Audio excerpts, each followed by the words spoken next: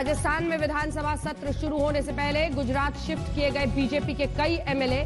गहलोत सरकार पर विधायकों को गलत तरीके से लुभाने का आरोप। अभिषेक बच्चन भी कोरोना नेगेटिव। नानावती अस्पताल के डॉक्टर्स और स्टाफ को कहा शुक्रिया, दुआओं के लिए लोगों को धन्यवाद। Presented by Patanjali. गाय का देसी घी खाएं, मिलावट के जहर से अपने मासूम बच्चों व परिवार को बचाएं।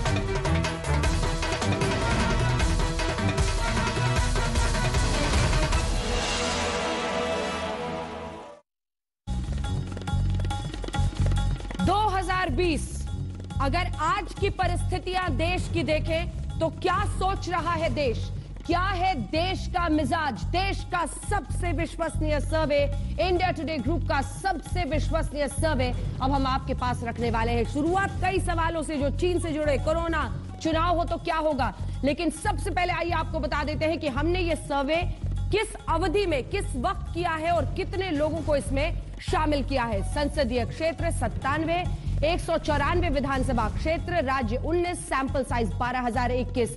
15 जुलाई से 27 जुलाई 2020 के बीच का ये सर्वे। आपको बता दें, खास बात यह कि अब तक हम जब भी सर्वे करते थे तो आमने सामने की बातचीत होती थी, लेकिन कोरोना ने जिस तरह से ढंग बदल दिया है और इसी वजह से सावधानी को बरतते हुए फोन कॉल्स के जरिए ये 12,021 लोग इस सर्वे में शामिल किए गए हैं। सैंपल साइज आपने देख लिया, 12,000 से ज्यादा। अब हम आपको दिखा रहे हैं कि आखिर किस अवधि में हमने किया, तो हमने आपको बता दिया जुलाई का महीना, यानी लॉकडाउन, कोरोना, ये तमाम परेशानियां, चीन का भी मुद्दा। अब आइए सबसे पहला सवाल आपको हम पूछाएंगे और हम आपको दिखाएंगे कि जब चीन के साथ भारत का गतिरोध हुआ और भारत सरकार ने उस पर कार्रवाई की तो क्या सोचती है उस पर देश की जनता। सबसे पहला सवाल देश का मिजाज सर्वे में आज यही है कि गतिरोध जो चीन के साथ हुआ उस पर सरकार के निपटने के तरीके पर सही जवाब कितने लोग मानते हैं। सही जवाब कहने वाले आप देख रहे हैं 69% लोग यहां पर आपको दिख रहे हैं। मतलब क्या जिस तरह से भारत सरकार ने जवाब दिया उसे गलवान घाटी में जो हमारे सैनिकों की शहादत हुई, लेकिन उसके बावजूद वो भारत सरकार का तरीका था, क्या उसको थम्स अप मिला है। 69% लोग मानते हैं कि हमने मुंहतोड़ जवाब दिया चीन को, हमने हर मंच पर अपने बात को तरीके से रखा, हमने चीन के खिलाफ कई ऐप्स भी बैन किए, कई कॉन्ट्रैक्ट्स भी किए। लेकिन हाँ, ये भी आपके सामने आप देख रहे हैं 15% लोग कह रहे हैं कि हम सही जवाब नहीं दे पाए हैं। 69% कहते हैं हाँ, 15% कहते हैं नहीं। लेकिन ये 9% भी मुझे लगता है इस 15 में आप जोड़ सकते हैं, क्योंकि सरकार ने जानकारी छुपाई, ये मानने वाले 9% लोग हैं। विपक्ष लगातार कहता रहा, आपने राहुल गांधी को भी सुना होगा, वो बार बार ये कह रहे थे कि सरकार सरहद को लेकर देश से झूठ बोल रही है। इसी पर 9% लोग उनका साथ दे रहे हैं। एक अगला सवाल था कि भारत और चीन की जो सैन्य ताकत है उस पर आप क्या सोचते हैं। अगर गतिरोध की परिस्थिति आती है तो उस पर आप क्या कहना चाहेंगे। जब ये सवाल हमने लोगों के सामने पूछा कि भारत की जो सैन्य ताकत है और चीन की है, चीन से जीत सकते हैं ये सोचने वाले 72% लोग, 72% ये मानते हैं कि भारत और चीन के बीच अगर मुकाबले की स्थिति आती है तो हम ही जीतेंगे। 72% लोग वो हैं। एक ये आंकड़ा भी है 9% का जो आप देख रहे हैं, चीन को नहीं हरा सकते हैं। ये सच है, आपको एक्सपर्ट्स भी बताएंगे कि हर पैमाने पर आपको चीन की ताकत, भारत की ताकत को समझने और देखने की जरूरत है। और ये देखिए, ये 10% लोग भी हैं जो युद्ध से गतिरोध बढ़ेगा मानते हैं, यानी परिस्थितियों को उससे पहले ही नियंत्रण में ले लेना सरकार के लिए अच्छा है, ये लोग मानते हैं। तो 72% लोग कह रहे हैं कि अगर युद्ध की नौबत आए तो भारत ही जीतेगा। और अब अगला सवाल, तो क्या भारत को चीन से युद्ध करना चाहिए। हमने ये सवाल भी देश की जनता से पूछा कि क्या भारत और चीन के बीच ये युद्ध की स्थिति अगर वाकई है तो ये करना चाहिए। तो हम आपको दिखाते हैं, ये देखिए 59% लोग जो आप मेरे सामने देख रहे हैं, ये 59% कहते हैं भारत को चीन से युद्ध करना चाहिए। 59% एक बड़ा आंकड़ा होता है। इससे पहले भी हमने आपको दिखाया था 72% कह रहे थे कि जीतेंगे हम ही अगर मुकाबले की स्थिति आती है। 59%। और फिर दूसरी तरफ सीधा चलिए तो हम आपको दिखाते हैं यहां पर जो 34% है, ये देखिए ये 34% ये मानते हैं कि नहीं, युद्ध नहीं करना चाहिए। 34% यहां पर मामला कम से कम इस हिस्से का ठीक ठाक, मतलब साइजेबल आप कह सकते हैं। आखिर में कुछ ऐसे भी लोग थे जो इसमें एक तरह से बच गए, क्योंकि आप देख रहे हैं वो राय नहीं रखते थे, इसीलिए आपको ये 59 और 34 दिख रहा है। और लगभग इधर से 6 और 1 7% हैं जो इस पर राय नहीं देते थे। और अब भारत और चीन के बीच जो गतिरोध चल रहा है, कौन है उसके लिए जिम्मेदार? ये सवाल भी हमने अपने इस सर्वे में लोगों से पूछा कि भारत और चीन के बीच जो गतिरोध है, इस गतिरोध में कौन है जिम्मेदार? तो ये देखिए 47% लोग ये मानते हैं कि चीन की आक्रामक नीति, जो चाइना का आक्रामक अंदाज रहा है, जो उसका अग्रेशन रहा है, प्रधानमंत्री ने भी इसका जिक्र किया था कि विस्तारवादी नीति है। विकासवादी नीति पर हिंदुस्तान चलता है और चीन विस्तारवादी नीति पर चलता है। वही विस्तारवादी आक्रामक रुख पर 47% लोगों ने अपनी राय रखी, जबकि ये आप देख रहे हैं 30% जो है वो कि भारत की जो विदेश नीति है वो दोषपूर्ण है, उसमें खामियां हैं, जिसकी वजह से ये गतिरोध पैदा हुआ। और खुफिया तंत्र की नाकामी मानने वाले लोग भी 11% हैं हमारे इस सर्वे के मुताबिक। तो हमने इन 4 मुद्दों पर सीधा सवाल देश की जनता से पूछा और हमारे साथ अब 2 मेहमान इसी मुद्दे पर जुड़ रहे हैं। आइए आपको सीधे उन्हीं के पास लिए चलते हैं। और शाहनवाज हुसैन साहब, राष्ट्रीय प्रवक्ता, पूर्व मंत्री भारत सरकार के, हमारे साथ शाहनवाज हुसैन साहब जुड़ रहे हैं। और सुप्रिया सेनाते हमारे साथ राष्ट्रीय प्रवक्ता कांग्रेस पार्टी की जुड़ रही हैं इस मुद्दे पर। सबसे पहले शाहनवाज हुसैन साहब, चीन के मुद्दे पर पहला सवाल आपसे, ये सच है कि देश की जनता मानती है कि आपने जो जवाब दिया है वो ठीक है, वो उसके साथ बाय एंड लार्ज दिखते हैं, लेकिन विदेश नीति को दोषपूर्ण मानने वाले भी लोगों की कमी नहीं है और हमारे खुफिया एजेंसीज की नाकामी पर भी उंगली रखने वाले लोगों की कमी नहीं है। उस पर क्या जवाब होगा आपका? नहीं, देखिए, मेजॉरिटी के लोकतंत्र में भी जो मेजॉरिटी की राय होती है वो राय मानी जाती है। और मैं मानता हूं कि पूरा देश सरकार और प्रधानमंत्री की नीति के साथ खड़ा है। आज तक का सर्वे आई ओपनर है, खासकर उन लोगों को जो लोग चाइना के मुद्दे पर, विदेश नीति के मुद्दे पर भारत सरकार को कटघरे में खड़ा करते रहे हैं। उन्हें मालूम होना चाहिए, आज तक के सर्वे के बाद ये संदेश होना चाहिए कि ये देश पूरी तरह, यहाँ की जनता प्रधानमंत्री और सरकार के साथ, अपनी सेना के साथ खड़ी है।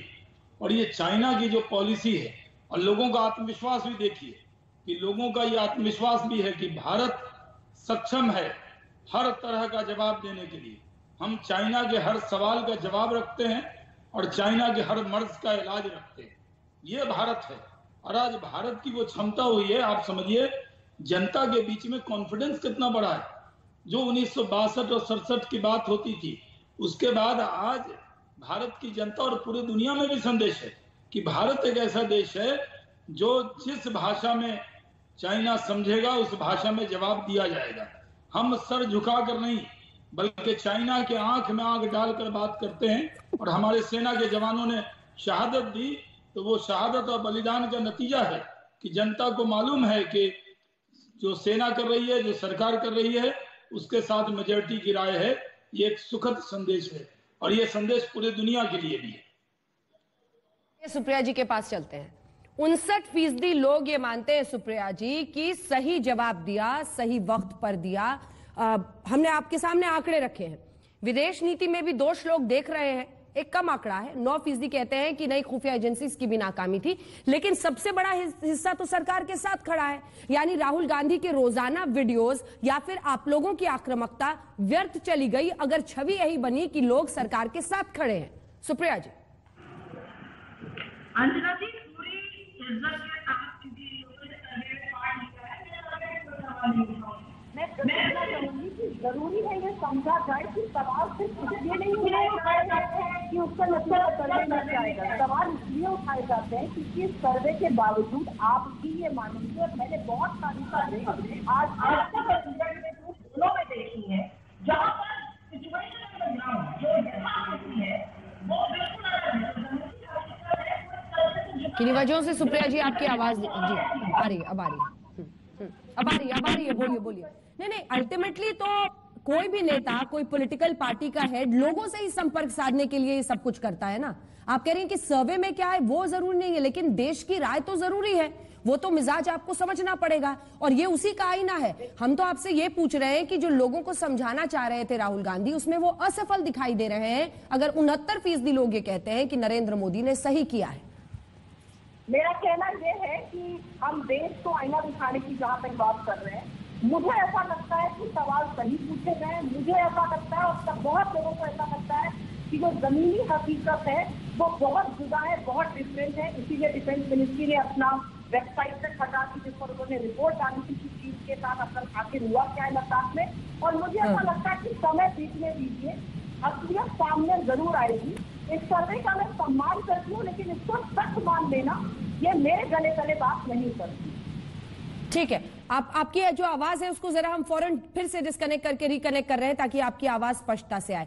वो कह रही हैं कि ठीक है, जनता समझे ना समझे हम कोशिश करते रहेंगे। वो ये बता रही हैं कि जो स्थितियां हैं वो सीधे सीधे इशारा कर रही हैं कि कहीं पर आपकी सरकार फेल हुई है। कभी आप कुछ कहते हैं, कभी कहते हैं कि सरहद के अंदर चीन आई है, कभी कहते हैं चीन नहीं आया है, फिर आपकी डिफेंस मिनिस्ट्री की तरफ से कुछ कहा जाता है, फिर उसे विड्रॉ किया जाता है। ये तमाम बातें आपकी मिस हैंडलिंग की तरफ इशारा करती हैं शाहनवाज। देखिए, ऐसा सर्वे मैं बहुत बार आपके सर्वे में आया हूं जहां जनता का साथ करीब 69 यानी 70% लोग सरकार की नीति के साथ खड़े हैं, और जो कहने वाले हैं कि चीन, और 72% लोग ऐसे हैं जिनको अपनी सेना, वायुसेना, नौसेना पर यकीन है और वो मानते हैं कि अब वो भारत नहीं है। जो 72% लोग मानते हैं कि उसको हराया जा सकता है। सिर्फ 9% लोग ये मानते हैं कि चाइना को जवाब नहीं दिया जा सकता। आप ये देखें कि अगर आपके सर्वे को ही हम आधार माने, सिर्फ नकार देना। अब कांग्रेस के लिए आत्मचिंतन का वक्त है कि आपने जिस तरह के सवाल उठाए, जिस तरह मेमोरेंडम ऑफ अंडरस्टैंडिंग के बारे में सुप्रीम कोर्ट तक की टिप्पणी हो गई, आपने जो सवाल उठाए वो सवाल देश की जनता के मन के मुताबिक नहीं थे। आपने जो सवाल उठाए, चाइना पर जिस तरह सरकार को घेरा, उस वक्त जब देश का सवाल होता है, व्यक्ति से बड़ा दल और दल से बड़ा देश, जब देश का सवाल हुआ तो चाइना पर जिस तरह का भ्रम पैदा किया कांग्रेस ने, देश के लोग उससे भी नाराज होंगे। अगर आपने सर्वे में ये पूछ लिया होता कि क्या विपक्षी दलों के व्यवहार से आप संतुष्ट हैं, तो 72 नहीं 80% से ज्यादा लोग कहते हैं कि उनके व्यवहार से संतुष्ट नहीं है। मैं सरकार पर सवाल पूछती हूँ, आप मुझे बताते हैं कि विपक्ष अपनी समझ को बेहतर करे।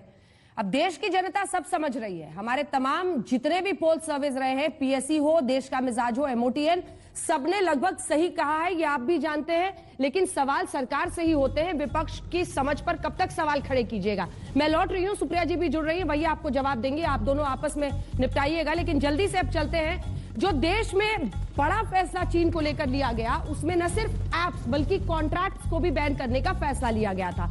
तो देश का मिजाज चीनी ऐप और कॉन्ट्रैक्ट्स को बैन करने पर क्या है, ये अब हम आपको बताना चाहते हैं। 91% लोग आप देख रहे हैं, देखिए ये मेरे सामने 91% लोग ये मानते हैं कि कॉन्ट्रैक्ट और ऐप पर बैन चीन को सही जवाब है।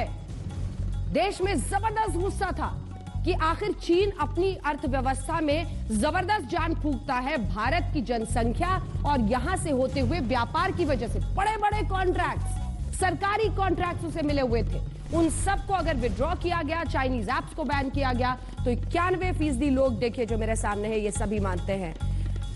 नहीं कहने वाले भी 7% लोग थे, ये भी देखना चाहिए क्या चाइना के सभी सामान का बॉयकॉट हो जाना चाहिए। सोशल मीडिया पर खूब इसके लिए लोग अपने अपने तरीके से आंदोलन चलाते रहे। 90%, इसमें भी मुझे लगता है हैरानी की बात नहीं है, 90% लोगों ने हमारे सैंपल साइज में ये कहा कि चीन का सामान पूरी तरह से बैन होना चाहिए, उसका बहिष्कार होना चाहिए। और यहां पर भी लगभग 7% लोग कह रहे हैं नहीं। ये जो आपके पास आंकड़ा 3 का या 1 का किसी भी सर्वे में बचता है, वो ऐसे लोग थे जो इस पर अपनी राय नहीं रखना चाहते थे, वो ना हाथ में थे ना नहीं में थे, वो बीच में अपनी राय कहते थे कि इस पर हम कुछ नहीं बोलना चाहते। अब सवाल यह है कि चीन का सामान तो बॉयकॉट हो जाएगा, लेकिन क्या भारत आत्मनिर्भर बनकर उसे अपनी तरीके से भरपूर उसकी भरपाई कर पाएगा? तो आत्मनिर्भर भारत पर भी हमने लोगों से सवाल पूछा। हमने पूछा कि आत्मनिर्भर भारत कैंपेन पर आपकी राय क्या है। ये देखिए 53% लोग। सही वक्त पर आत्मनिर्भर कैंपेन प्रधानमंत्री ने स्टार्ट किया, ये कहने वाले लोग थे। तो आत्मनिर्भर भारत कैंपेन पर क्या आपको लगता है कि भारत अभी सक्षम नहीं है? 38% आंकड़ा आप देख रहे हैं मेरे सामने में। ये 38% कहते थे कि अभी भारत सक्षम नहीं है, अभी बहुत वक्त लगेगा, शायद हमने जल्दबाजी कर दी आत्मनिर्भरता कैंपेन का फैसला लेने में। अब सवाल यह है, हमने लोगों के मन को थोड़ा और टटोला कि देखिए चीन से कई बार बहुत ही सस्ता सामान मिल जाता है। अगर चीन के सामान का बहिष्कार होगा, महंगी चीज खरीदेंगे? आप तैयार हैं उसके लिए? यह सवाल जब हमने लोगों से पूछा तो देखिए यहां पर लोगों की राय क्या थी। 67% हाँ, महंगा सामान खरीदेंगे लेकिन चीन का सामान बहिष्कार किया जाए, उसको बैन किया जाए। 67% एक बहुत बड़ा हिस्सा जो है उसमें से ये कहने को तैयार था कि चीनी सामान नहीं, महंगी चीजें भी खरीदने के लिए तैयार हैं। मंजूर है हमें कि हमारी जेब से ज्यादा पैसा निकले, लेकिन चीन के सामान का बहिष्कार कीजिए। और उस एक्सट्रीम पर आप देख रहे हैं 30%, 30% लोग कह रहे थे कि नहीं। अब सवाल यह है कि इन सभी चीजों के बीच देखिए पड़ोसी तो पड़ोसी है, एक तरफ पाकिस्तान है, एक तरफ चीन है, एक तरफ इमरान खान है, एक तरफ शी जिनपिंग है। क्या शी जिनपिंग पर भरोसा है आपको? अब तो लगभग देश का हर व्यक्ति ये जानता है कि शी जिनपिंग, उनकी नीतियां क्या है। हाँ कहने वाले लोग सिर्फ 9% थे इस देश में। अब ये 9% कौन है ये देखना पड़ेगा, क्योंकि बहुत इंटरेस्टिंग है जिस तरह से धोखा गलवान घाटी में मिला, हमारे सैनिकों को शहीद किया गया। लगभग 9% अभी भी मानते हैं कि शी जिनपिंग पर भरोसा करना चाहिए। और ये 84% जो आप मेरे सामने देख रहे हैं, 84%, 84% ने कहा कि नहीं, शी जिनपिंग पर भरोसा करना ठीक नहीं है। तो हमने आपको चीन से जुड़े हुए सभी सवाल दिखा दिए। इस हिस्से में भी हमने बात की है उन एप्स के कॉन्ट्रैक्ट बैन के साथ हमने शुरुआत की थी। सुप्रिया जी अब हमारे साथ जुड़ गई है। सुप्रिया जी, शाहनवाज जी लगातार कह रहे थे कि आप लोगों की समझ ही गलत है, आप लोग गलत मुद्दे पर, जिस पर देश एकजुट है, आप लोगों को जाकर कहते हैं कि सरकार गलत है, सेना पर सवाल खड़े करते हैं। अब चीन से ऐप और कॉन्ट्रैक्ट बैन का भी एक बड़ा फैसला सरकार ने लिया, तो इस हिस्से में सवाल इसी पर है। क्या आपको लगता है कि कम से कम यह कदम सरकार ने सही उठाया? अमेरिका से भी पहले हमने बैन कर दिए उनके एप्स और कॉन्ट्रैक्ट्स को, कैंसिल किया। धन्यवाद। और खेद है कि बहुत सारा इस डिस्कशन में पार्ट नहीं ले पाई और शहनवाज जी ने जो बातें कही उनका उत्तर नहीं दे पाई। लेकिन मैं एक बात जरूर कहूंगी, और मैं भी हफ्प्रभ हूं, ऐसे कौन से 9% लोग हैं जो चीन पर भरोसा करने को तैयार हैं। ये गलती प्रधानमंत्री मोदी ने एक नहीं 2 बार करी और उसका नतीजा भुगता। 18 मीटिंग करी, उसके बाद भी शी जिनपिंग ने सिर्फ धोखा दिया। जब हमने डिक्लेयर किया जाकर कि भाई ये साल जो है वो चीनी और हिंदुस्तान की मित्रता का साल होगा, तब वो साइन कर रहे थे वो पेपर जिससे कि उनकी आर्मी मूव हो हमारे लद्दाख बॉर्डर पे। ऐसी धोखेबाज कंट्री चीन है, उसको उस पर कैसे मैत्री का हाथ और किस केमिस्ट्री की बात प्रधानमंत्री मोदी जी कर रहे थे, आज तो उस पर सवाल जरूर उठना चाहिए। क्योंकि हिंदुस्तान के 84% लोग आज कहते हैं कि नहीं, चीन पे भरोसा नहीं किया जा सकता है। तो कहीं विदेश नीति में ये खामी थी। जहां तक एप्स की बात है, मैं बहुत खुश हूं कि एप्स बैन हुई अंजना जी, और जितने हम आत्मनिर्भर बने और जितनी भारतीय चीजों की यूज हो, बहुत अच्छी बात है। लेकिन जो लोग आज तैयार हैं कि हम ज्यादा ध्यान देने को तैयार है, चीनी ना लीजिए, आप भारतीय चीजें करिए, सरकार की क्या तैयारी है? आपने तो अपनी 5 में से 4 बड़ी मोबाइल मैन्युफैक्चरिंग कंपनी चीन को दी हुई है। चीन से सारा सामान इंपोर्ट हो रहा है और इनके कार्यकाल में वो इंपोर्ट दुगना हो गया, इसमें भी कोई दो राय नहीं है। तो कहीं ना कहीं वास्तविकता, जो मैं बार बार कह रही हूँ, जो स्थिति ऑन द ग्राउंड है वो इससे जुदा है। हम सब भारतीय हैं, हम सब चाहते हैं कि हमारा उद्योग बढ़े, हमारे घर के लोगों की बात बढ़े, लेकिन वो कब बढ़ेगा? जब हम निर्भरता चीन पर खत्म करेंगे। और पिछले 6 साल में वो निर्भरता लगातार बढ़ी है। शाहनवाज भाई इस बात का जवाब दें कि उस निर्भरता को खत्म करने के लिए क्या किया जा रहा है। जब हमारी सरकार गई थी 2014 में, $1 बिलियन FDI था चीन का, आज $27 बिलियन है। कैसे हटाइएगा आप चीन को? आपको उनको सिर्फ बॉर्डर से ही नहीं निकालना है, आपको उनको हमारे देश से भी निकालना है। उसकी क्या रणनीति? आज हिंदुस्तानी का दिल देखिए, हिंदुस्तानी कहता है मैं महंगा सामान खरीदने को तैयार हूं, मुझे चीनी सामान नहीं चाहिए, लेकिन क्या उसके पास विकल्प है? क्या हमारी पावर कंपनीज का, automobile company, even mobile manufacturing company, दवाओं की कंपनी, केमिकल कंपनी, इनके पास विकल्प है? आपने पिछले 6 साल में निर्भरता बढ़ाई है, उसको कैसे घटाइएगा? कैसे घटाइएगा शाहनवाज जी? 6 साल में आपने निर्भरता चीन पर बढ़ाई है और इसके साथ ही राहुल गांधी ने अभी अभी चीन के मुद्दे पर जबरदस्त तरीके से प्रहार किया है। वो कह रहे हैं जब जब देश भावुक हुआ फाइलें गायब हुई हैं। वो लिख रहे हैं माल्या हो, राफेल हो, मोदी या चौकसी गुमशुदा लिस्ट में लेटेस्ट है चीनी अतिक्रमण वाले दस्तावेज। ये सहयोग नहीं, मोदी सरकार का लोकतंत्र विरोधी प्रयोग है। शाहनवाज हुसैन साहब, देखिए जी, ये सही है कि अगर राहुल गांधी जी आज तक देख रहे होंगे तो जनता का जो मिजाज है, जो सर्वे है, वो उनको दिख गया होगा। ये भी सही है कि सुप्रिया जी ये कह रही हैं कि अगर आत्मनिर्भर कैसे बनेंगे, कैसे डिपेंड, चाइना पे आत्मनिर्भर कैसे हो सकते हैं। ये अज़म की बात है, ये इरादे की बात है। हमने तय किया तो हम कर सकते हैं। ये भारतीय हैं, हम कठिन परिस्थिति में भी जीना जानते हैं और भारत सब कुछ से समझौता कर सकता है, अपने स्वाभिमान से नहीं कर सकता। सर की कठिन परिस्थिति बनने क्यों देते हैं? परिस्थिति देखिए, ये क्या किसी को नहीं दिख रहा था कि हम धीरे धीरे चीन पर कितने निर्भर हो रहे थे? अच्छे रिश्ते रखने हैं, अच्छे रिश्ते रखने हैं, उसके लिए अपनी अर्थव्यवस्था को ही हम कमजोर कर लें। देखिए, नहीं, हमने अपनी अर्थव्यवस्था को कमजोर नहीं किया है। ये सही है कि पिछले कई साल से चाइना पर बहुत ज्यादा लोग डिपेंड थे, लेकिन जब प्रधानमंत्री जी ने इस संकट से पहले ही, चाइना का जब संकट हुआ उससे पहले आत्मनिर्भर भारत जब सोचा तो उनकी सोच बहुत दूर की है। और इसीलिए हमने कहा, क्या कांग्रेस पार्टी ये कह रही है कि हमें चाइना पे डिपेंड रहना चाहिए, आत्मनिर्भर नहीं हो सकते? ऐसा उन्हें नहीं कहना चाहिए। हम सक्षम हैं, आप नहीं तो आपको तायद करनी चाहिए ना, आपको कहना चाहिए ना कि अगर भारत आत्मनिर्भर हो रहा है तो आत्मनिर्भर होगा।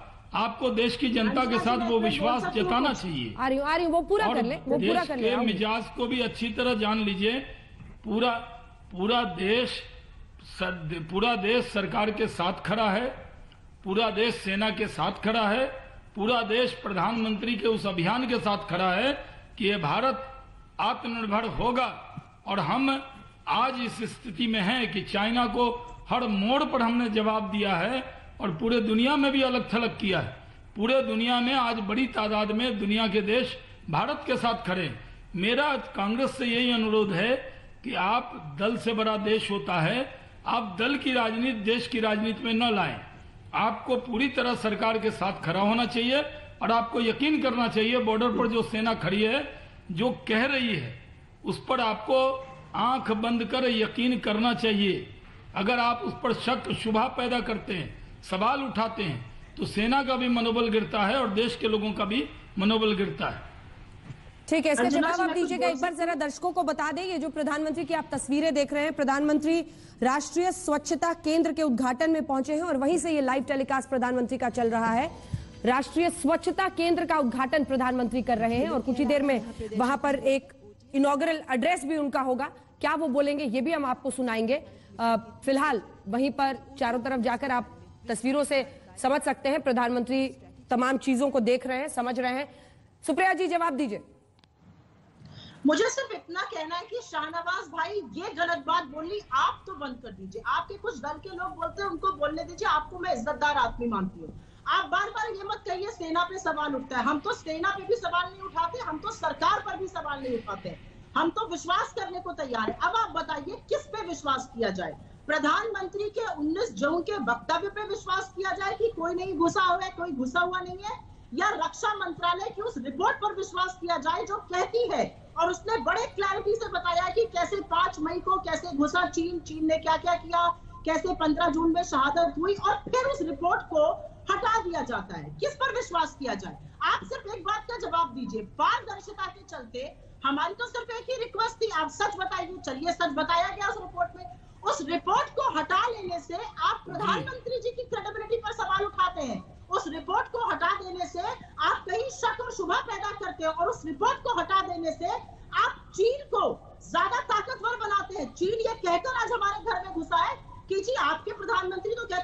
घुसे हुए नहीं है, हम कहाँ आपके अंदर आए? आपकी जो रिपोर्ट बताती है कि हम घुसे थे वो भी हटानी चाहती है। चीन का साथ मत दीजिए। एक मिनट मेरी बात सुन लीजिए। और शाहनवाज भाई, जो आप इरादे की बात कर रहे थे, मैंने तो कहा कि हम भी उस हिंदुस्तानी में है जो कहते हैं हाँ थोड़ा महंगा सामान ले लेंगे, थोड़ा मिठाई कम खा लेंगे, लेकिन चीन को खत्म करो। चीन का जो सामान डंप होके हमारे मार्केट में आता है उसको खत्म करिए। लेकिन मेरा तो सिर्फ एक ही मुद्दा है कि पिछले 6 साल में वो बढ़ा है। शाहनवाज भाई, आप तो मंत्री रह चुके हैं। 5 बड़ी मोबाइल मेकिंग कंपनी में से 4 चीनी है। 30 बड़े स्टार्टअप में से 18 में चीनी पैसा लगा हुआ है। आप किस तरह से इनको निकालिएगा? आप कैसे $27 बिलियन चीनी निवेश जो आया हुआ है हर क्षेत्र में घुसा हुआ है? और मुझसे पूछिए, ये तो सुरक्षा की नीति से भी बड़ी गड़बड़ बात है। हुआवे और ZTE का कॉन्ट्रैक्ट आज तक नहीं कैंसिल हुआ। टेलीकॉम से ज्यादा प्राइवेसी और सुरक्षा की बातें और कहाँ हो सकती है? तो थोड़े मोटे छोटे मोटे कॉन्ट्रैक्ट सड़कों के मत कैंसिल करिए, बड़ा कदम उठाइए। और ये मैं आपको पूरी इज्जत और पूरे सम्मान के साथ कहती हूँ, सरकार चीन के खिलाफ जो कदम उठाएगी हम मुस्तैदी से आपके साथ खड़े हैं। लेकिन वो तो कह रहे हैं साथ देंगे, वो कह रहे हैं कि साथ देंगे, आप कदम तो उठाइए। मैं बस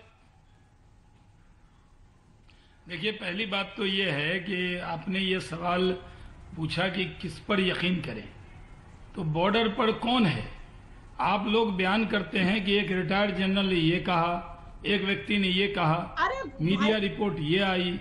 मैं तो कह रहा हूँ बॉर्डर पर, मैंने एक मिनट सुन लीजिए सुप्रिया जी, एक बार जो सेना जी, मैं कह रहा हूँ जो सेना बॉर्डर पर, मेरा आपसे और कांग्रेस से अनुरोध है कि जो बॉर्डर पर सेना के जवान खड़े हैं उन पर ही यकीन कीजिए, पहली बात। दूसरी बात का, आपके प्रधानमंत्री सुप्रिया जी, वो आपके भी प्रधानमंत्री हैं। आप नहीं, मैं कह रहा हूं कि वो प्रधानमंत्री मेरे नहीं हैं, वो 137 करोड़ हिंदुस्तानी के हैं और आपको मैं हिंदुस्तानी मानता हूं। आप कांग्रेस में जी आपने ही कहा, आपने मुझे कहा कि आपके प्रधानमंत्री, नहीं सुप्रिया जी, जब आप बोल रही थी तो मैंने सुना था। अब आप मेरा जवाब सुन लीजिए ना। बाल की खाल नहीं उतारा, मैं आपकी बात का अक्षर से जवाब दे रहा हूँ। अंजना जी, मैं जानता हूँ कि ये सर्वे नहीं, मैं आपको कह रहा हूँ, आप सुनिए। मैं ये मान रहा हूँ कि जिस तरह का सर्वे आज आया है उसमें कांग्रेस की वकालत करना मुश्किल काम है, क्योंकि जिस तरह का प्रोपेगेंडा आप लोगों के जरिए किया गया उसके उलट सर्वे है।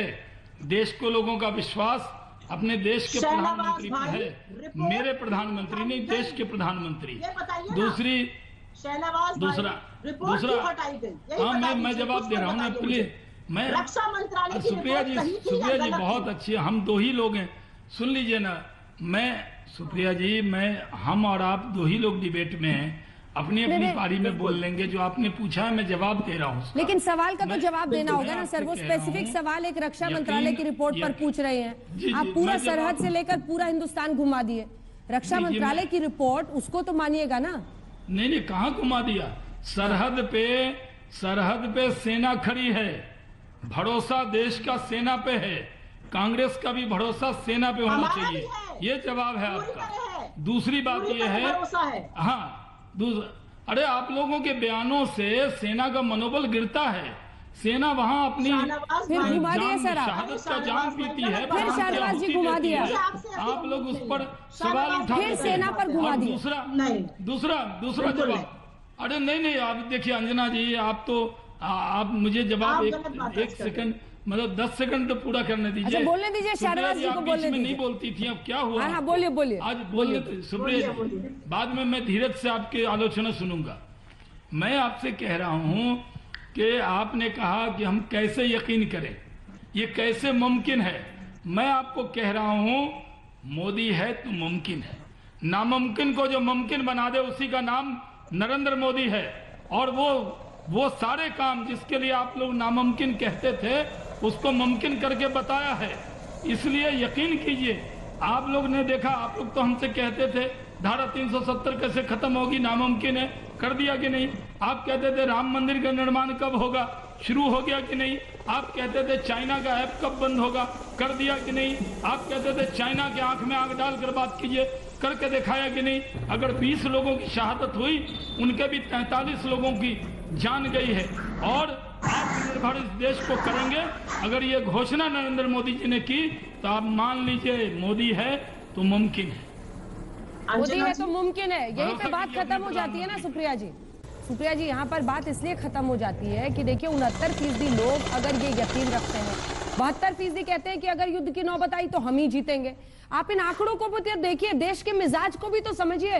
वो मिजाज नहीं समझकर अपनी ही एक दुनिया बनाकर लगातार ऐसे मुद्दे पर आक्रामक होना जिसमें देश चाहता है कि तमाम पॉलिटिकल पार्टीज एक ही आवाज में बात करें, कहीं आप अपने पैर पर ही तो नहीं कुल्हाड़ी मार रहे? सवाल ये है अंजना जी, 74% क्यों, 100% देशवासियों को यकीन होना चाहिए अपनी सेना पर, उनके पराक्रम पर, उनके शौर्य पर। आज किसी से भी युद्ध हो जाए, हम उनको हराने की स्थिति में पूरी तरह से है। ये मैं आपको नेशनल टेलीविजन पे बोल रही हूँ। जो 26% लोग इसमें यकीन नहीं करते हैं, वो गलत मुगालते में जी रहे हैं। हमारी सेना किसी को भी हरा सकती है। मेरा सिर्फ एक प्रश्न है, और मैं पूरी सम्मान और पूरी जिसको कहते हैं विनम्रता के साथ शहनवाज भाई से बस एक ही प्रश्न पूछूंगी कि शहनवाज भाई 135 करोड़ नहीं 138 करोड़ लोगों के प्रधानमंत्री है मोदी जी, उनका पूरा सम्मान है, उनकी पूरी इज्जत है। मेरा सवाल तो सिर्फ इतना था, जिस सेना की आप बात कर रहे हैं बॉर्डर पर, उसी सेना के कृत्यों के बारे में रक्षा मंत्रालय की रिपोर्ट थी, उसको क्यों हटा लिया गया? और जहां तक आपकी बात है अंजना जी कि हम गलत मुद्दा उतार रहे हैं या हम मूड ऑफ द नेशन नहीं समझ पा रहे, मुझे ऐसा लगता है अगर सच बोलने में कुछ खामियाजा भुगतना पड़े तो कोई बात नहीं, क्योंकि स्थिति ऑन द ग्राउंड जो आपकी ग्राउंड रिपोर्ट्स ने भी दिखाया है वो अलग है, वो मूड ऑफ द नेशन से थोड़ी डिफरेंट है। मैं पूरी विनम्रता से ये बात अपनी कहना चाहती हूँ। और शहनवाज भाई, जिनको मैं अपना बड़ा भाई मान के बात करती हूँ, फिर से पूछूंगी, अगर रिपोर्ट गलत थी तो ये मानिए कि रक्षा मंत्रालय की रिपोर्ट गलत थी, अगर सही थी तो हटाई क्यों गई?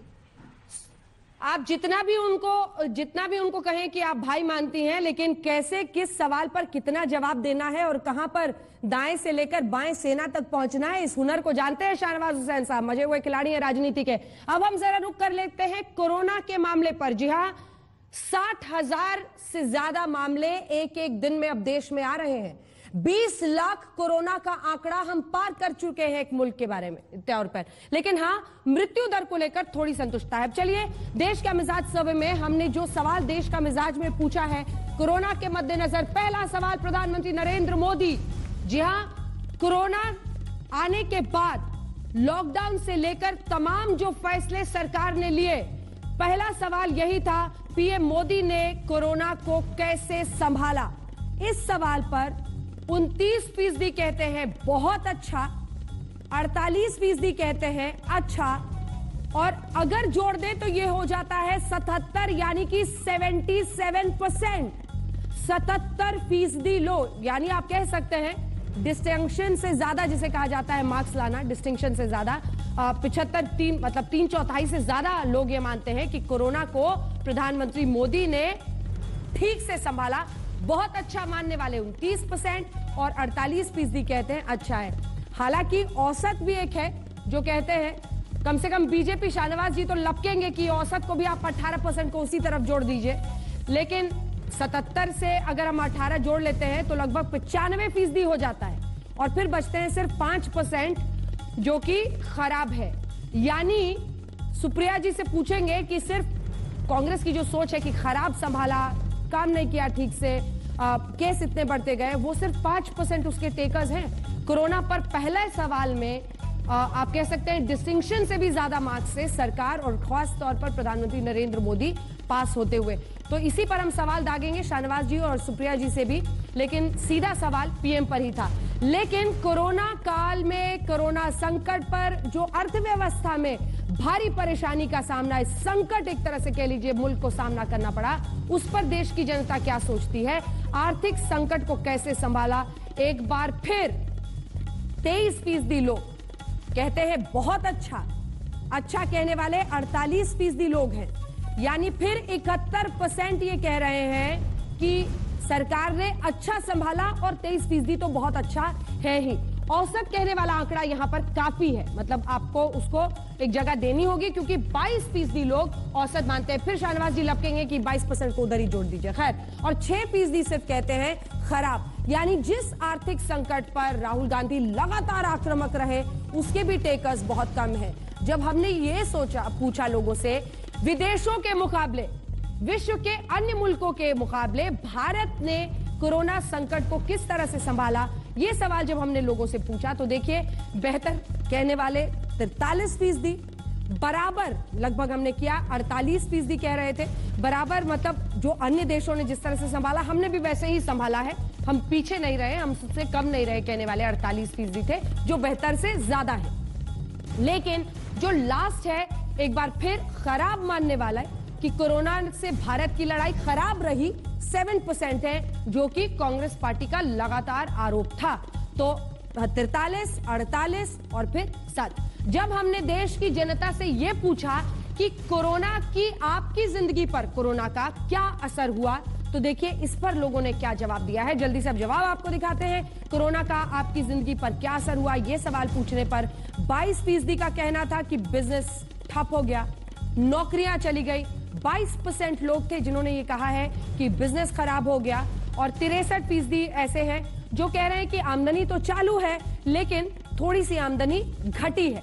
आमदनी घटी वाले 63% सबसे ज्यादा, और सिर्फ 1% ही ऐसे लोग हैं जो ये देखिए आपको कह रहे हैं कि आमदनी बढ़ी है। तो सबसे ज्यादा 63%, 63% लोग कह रहे हैं कि आमदनी घटी है, और बिजनेस और नौकरी का नुकसान वाले 22% है। हमने राज्यों के बारे में भी स्पेसिफिक सवाल पूछा है। हमने राज्य सरकारों के जो कामकाज है उस पर लोगों से कि राज्य सरकारों ने कैसे इससे वो निपटे हैं। तो हम आपको दिखा रहे हैं, राज्य सरकारों पर 23% ने बहुत अच्छा कहा है, अच्छा कहने वाले 48% हैं, औसत कहने वाले 22 हैं, 7 खराब है। हमने जेनरिक पूछा क्योंकि इसमें न सिर्फ केंद्र सरकार की बल्कि राज्य सरकार की भी भूमिका थी। हमने राज्य स्पेसिफिक नहीं पूछा कि महाराष्ट्र सरकार, तमिलनाडु, दिल्ली क्या के, तो राज्य सरकारों की भी लोगों ने तारीफ की है। इस कोरोना संकट में लोगों ने बाय एंड लार्ज, चाहे वो केंद्र सरकार हो, राज्य सरकार हो, उनके कामकाज को सराहा है। और इसीलिए सुप्रिया जी, इस पर तो पहला सवाल आप ही से बनता है, मतलब जिसे complete thumbs up with distinction कहा जा सकता है, वो लोगों ने सरकार को, और खास तौर पर प्रधानमंत्री पर हमने पहला सवाल पूछा था कि प्रधानमंत्री नरेंद्र मोदी ने कोरोना को कैसे संभाला। तो आपने आंकड़े देख लिए हैं, 75% से ज्यादा, 3/4 से ज्यादा लोग जो हमारा सैंपल साइज था उसमें मानते थे कि बहुत अच्छा काम किया है, अच्छा काम किया। जी हाँ, बिल्कुल। 12,021 लोगों का आपका सैंपल साइज था, और इसमें मैं देख रही हूँ नॉर्थ ईस्ट स्टेट्स और यूनियन टेरिटरीज और J&K नहीं था, उसमें कोई बात नहीं है। आपने एक बहुत इंपॉर्टेंट आंकड़ा बोला अंजना जी, और मैंने वो लास्ट में वो आपने ऐसा आंकड़ा बोला था जब आप कह रहे थे कि आपके इकोनॉमिक स्टेटस पे क्या फर्क पड़ा कोरोना का, और आपने कहा 63% लोगों ने कहा कि उनकी आमदनी कम हुई है, और 22% लोगों ने कहा कि उनकी या तो नौकरी चली गई है या उनका बिजनेस कम हो गया है। अगर इनको जोड़ लें तो 85% लोगों की जीविका पर कोरोना और उसकी हैंडलिंग का असर पड़ा है। 85%, ये कम आंकड़ा नहीं है।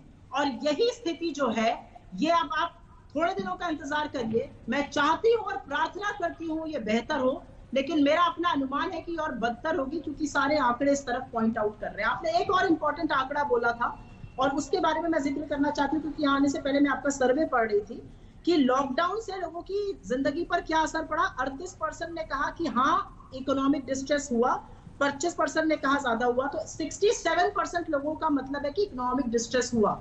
लोग ये मान रहे हैं कि चलिए कोरोना से तो ठीक ठाक निपट लिया गया। 21 लाख केसेस के बाद, 43,000 मौतों के बाद, जबकि हम सबसे युवा राष्ट्र हैं विश्व का, उसके बाद भी हमारा मौत का आंकड़ा जो है वो रूस से काफी आगे है। लेकिन फिर भी मैं ये कहती हूँ कि जो अपनी आमदनी, जो अपनी जीविका पर लोग बात कर रहे हैं, वो कहनी जरूरी है, क्योंकि ये आगे चल के इंपॉर्टेंट होगी। यही बच्चों की पढ़ाई, यही बच्चों के पोषण, यही आगे की स्वास्थ्य, ये सब व्यवस्थाओं पर यही चीज करेगी।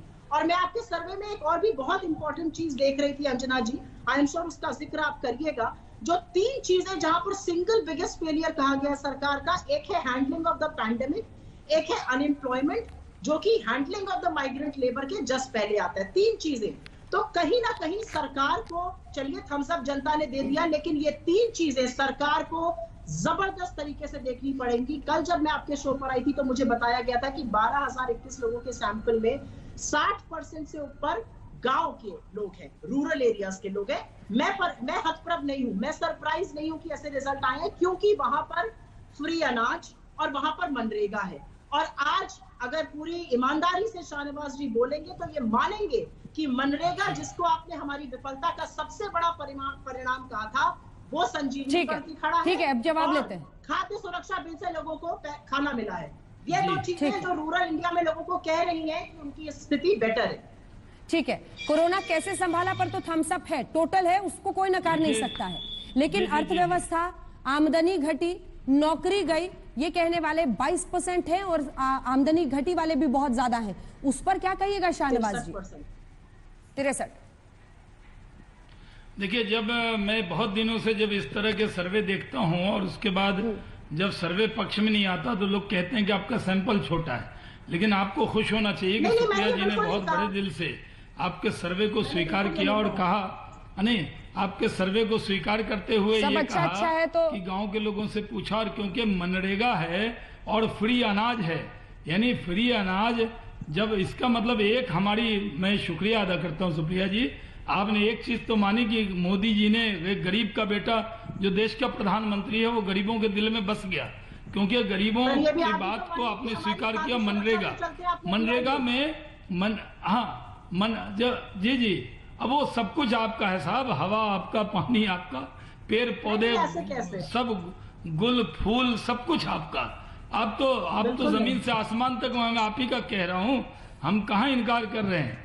लेकिन आज हमारी सरकार है, अगर 80 करोड़ लोगों को नवंबर तक 5 किलो अनाज या 1 किलो दाल दिया तो आपने ये चीज तो माना, इसके लिए मैं आपका शुक्रिया अदा करता हूं। दूसरी बात जो सर्वे में आई है कि ज्यादातर लोग कोरोना काल में भी प्रधानमंत्री के जरिए उठाए गए कदम के साथ हैं, इसलिए आपको चिंता करना चाहिए। कोरोना हो या चाइना हो, दोनों में जिस तरह सिर्फ आपने ये मान लिया कि विपक्ष में रहकर सिर्फ आलोचना करना है, आपने जो अभी बातें कही वो सब बातें कि माइग्रेंट लेबर पे बात कीजिए।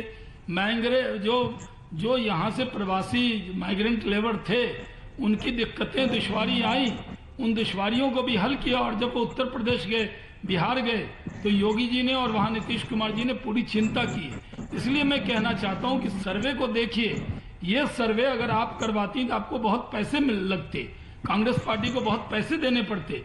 अगर आज तक ने जो सर्वे किया है उससे आप चिंतन कीजिए कि आप लोगों से चूक कहां हो रही। इतना दुष्प्रचार, एक नरेंद्र मोदी जी को क्या क्या नहीं कहा आपने, लोकसभा के चुनाव के पहले सारी मर्यादाएं तोड़ दी थी आपने, राफेल पर प्रधानमंत्री को क्या क्या नहीं कहा था। चाइना और कोरोना के मुद्दे पर जब आज तक ये सर्वे लेकर आया है, उस सर्वे पर आपको आत्मचिंतन करना चाहिए कि आलोचना का मतलब प्रधानमंत्री को गाली नहीं है। आप विपक्ष में रहने का मतलब हर बात मैं दिन कहूं तो आप रात कह दे, ये विपक्ष में नहीं, हम लोग ज्यादा विपक्ष में रहे हैं और आप सत्ता में ज्यादा रहे हैं, तो आपको सत्ता का रोल अदा करना नहीं आता, विपक्ष का रोल भी अदा करना नहीं आता, इसलिए आप लोग कहीं विपक्ष में रहते हुए चूक रहे हैं। सुप्रिया जी। शहनवाज जी, ना हम इधर के रहे ना उधर के रहे, चलिए आपके नाते अब हम कुछ और बात करते हैं। आपने कहा कि लोग मोदी जी के साथ खड़े हैं।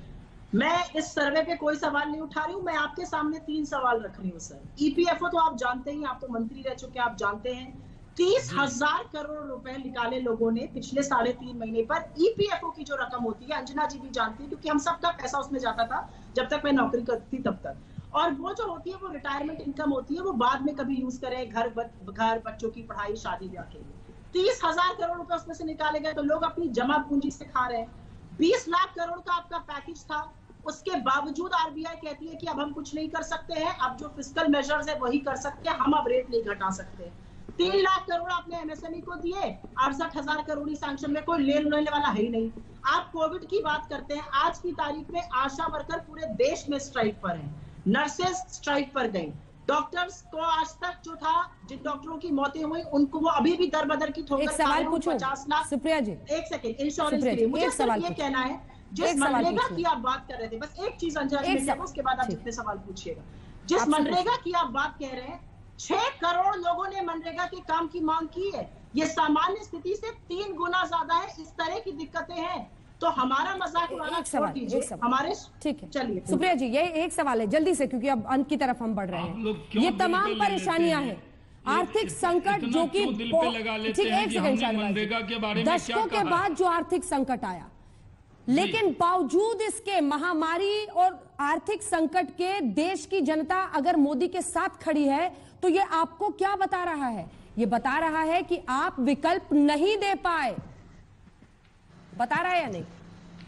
नहीं, ऐसा नहीं है अंजना जी, और मैं बहुत रिस्पेक्टफुली आपसे डिसएग्री करूंगी। ऐसा नहीं बता रहा है, क्योंकि आप ही का सर्वे में 54% लोग कह रहे हैं कि नेक्स्ट 6 मंथ्स में उनका जो आउटलुक है वो ना तो बेटर देखते हैं और वो अनसर्टेन है। 54% लोग, आधे से ज्यादा आपका सर्वे का सैंपल ये कह रहा है कि आने वाले 6 महीने आशंका से भरे हुए हैं। तो मैं ये नहीं कहती हूँ हम विकल्प नहीं है। मुझे ऐसा लगता है ऑपोजिशन होने के नाते सवाल उठाना हमारा काम है, और मैं आशा करती हूँ कि सरकार उस पर सकारात्मक रूप से काम करे।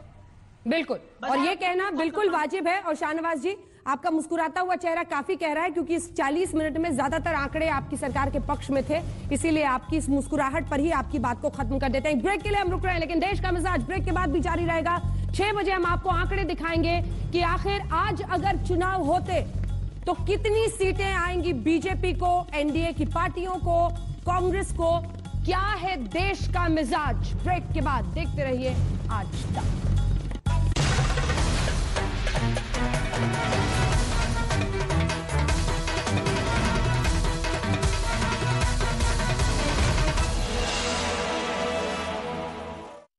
पहलवान जैसी सुशांत केस की जांच पर सुप्रीम कोर्ट में महाराष्ट्र सरकार का जवाब। सीबीआई जांच का किया विरोध। पिता बोले सीबीआई जांच के खिलाफ क्यों? सुशांत केस में रिया के बाद भाई शौविक की ईडी में पेशी। एक दिन पहले रिया से घंटों की पूछताछ, जरूरत पड़ने पर दोबारा तलब के आसार।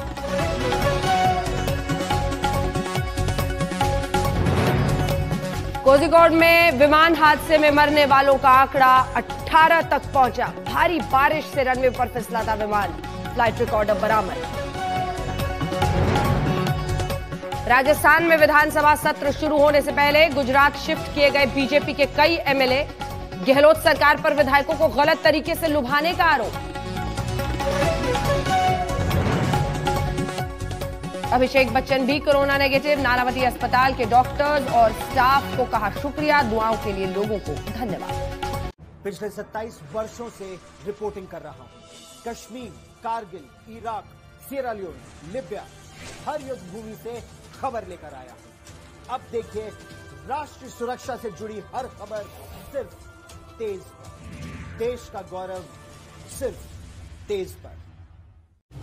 बदल रहा है देश, बदल रहा है तेज। देश बदल रहा है तेज।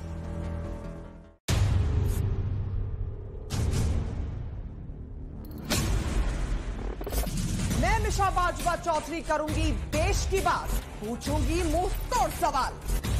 जुड़िए मेरे साथ तेज मुकाबला में। देश बदल रहा है तेज। कोरोना में बदल गई सारी दुनिया, तो हम क्यों ना बदलें? देश बदल रहा है तेज। खबरों की जमीनी हकीकत, हर बड़ी खबर का बारीक विश्लेषण, मुद्दे जिनका हो देश पर सीधा असर। क्या है देश के हालात? देखिए देश की बात मेरे साथ सोमवार से शुक्रवार सिर्फ तेज पर। देश बदल रहा है तेज।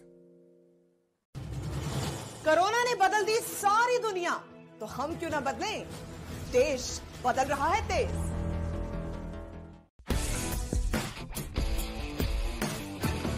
खेल तो मैदान पर खेला जाता है, मगर वो खेल जो मैदान के बाहर पर्दे के पीछे खेला जाता है, वो खेल जो हार और जीत के दरमियान फासले को बढ़ा देता है, हर उस खेल पर रहेगी मेरी नजर। खेल खेल शाम 6 बजे तेज पर। देश बदल रहा है तेज। कोरोना में बदल गई सारी दुनिया, तो हम क्यों ना बदलें? देश बदल रहा है तेज। तेज बदल रहा है, देश बदल रहा है तेज। बदलते देश की खबरें भी बदल रही हैं। बड़ी खबर में अहम मुद्दे की पड़ताल, आसान भाषा में जटिल विषयों की जानकारी, फेक न्यूज का काल और हस्तियों के किस्से। ये सब होगा दी ललन टॉप शो पर सोमवार से शुक्रवार शाम 7:30 बजे देश बदल रहा है तेज। बदल रहा है देश, बदल रहा है तेज। देश बदल रहा है तेज।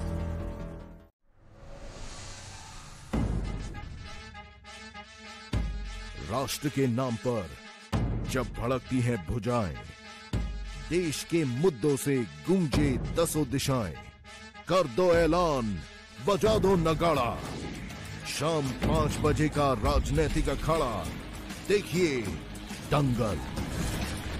दंगल के लिए तैयार है ना? So ladies and gentlemen, please join me in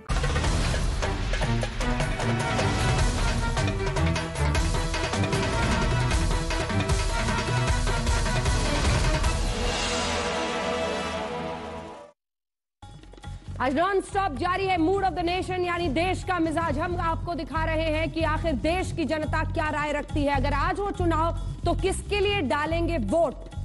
break के बाद बने रहिए, ठीक 6 बजे कितनी सीटें किस पार्टी को आएंगी, देखते रहिए आज तक। So ladies and gentlemen, please join me in congratulating Kali Puri, who heads or tops our list this year. Kali Puri, Impact Most Influential Woman of the Year. I would like to thank Exchange for Media for awarding me the Most Influential Woman of the Year.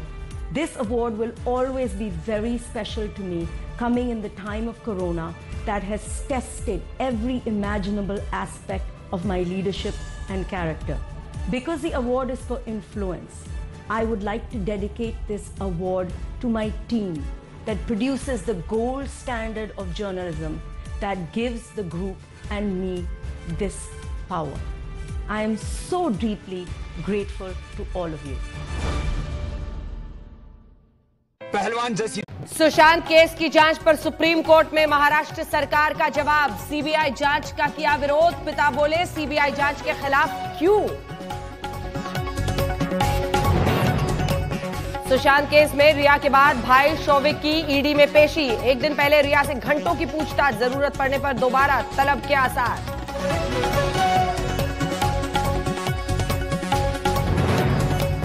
Kozhikode में विमान हादसे में मरने वालों का आंकड़ा 18 तक पहुंचा। भारी बारिश से रनवे पर फिसला था विमान। फ्लाइट रिकॉर्डर बरामद। राजस्थान में विधानसभा सत्र शुरू होने से पहले गुजरात शिफ्ट किए गए बीजेपी के कई एमएलए। गहलोत सरकार पर विधायकों को गलत तरीके से लुभाने का आरोप। अभिषेक बच्चन भी कोरोना नेगेटिव। नानावती अस्पताल के डॉक्टर्स और स्टाफ को कहा शुक्रिया, दुआओं के लिए लोगों को धन्यवाद। पिछले 27 वर्षों से रिपोर्टिंग कर रहा हूं। Kashmir, Kargil, Iraq, Sierra Leone, Libya, हर युद्ध भूमि से खबर लेकर आया हूं। अब देखिए राष्ट्रीय सुरक्षा से जुड़ी हर खबर सिर्फ तेज पर। देश का गौरव सिर्फ तेज पर। बदल रहा है देश, बदल रहा है तेज। देश बदल रहा है तेज।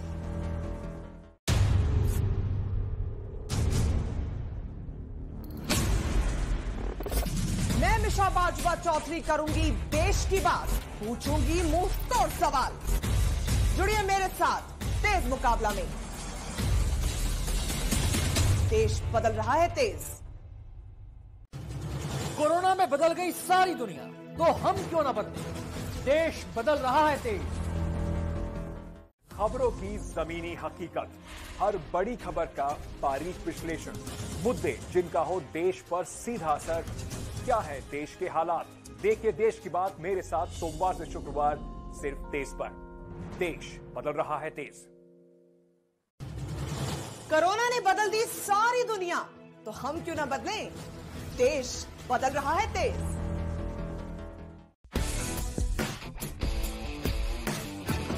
खेल तो मैदान पर खेला जाता है, मगर वो खेल जो मैदान के बाहर पर्दे के पीछे खेला जाता है, वो खेल जो हार और जीत के दरमियान फासले को बढ़ा देता है, हर उस खेल पर रहेगी मेरी नजर।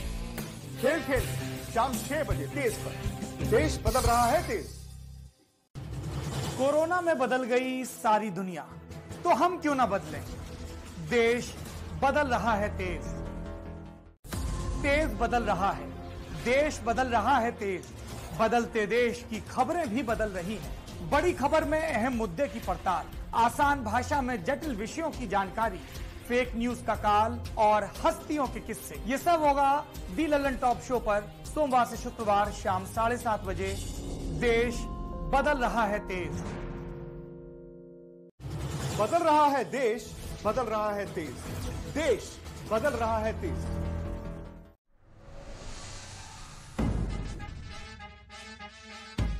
राष्ट्र के नाम पर जब भड़कती हैं भुजाएं, देश के मुद्दों से गूंजे दसों दिशाएं, कर दो ऐलान, बजा दो नगाड़ा। शाम 5 बजे का राजनीतिक अखाड़ा, देखिए दंगल। दंगल के लिए तैयार है ना?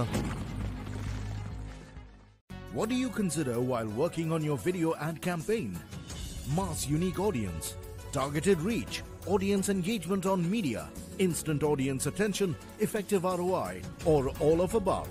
If yes, then book your ad spots today at India's #1 live TV digital stream.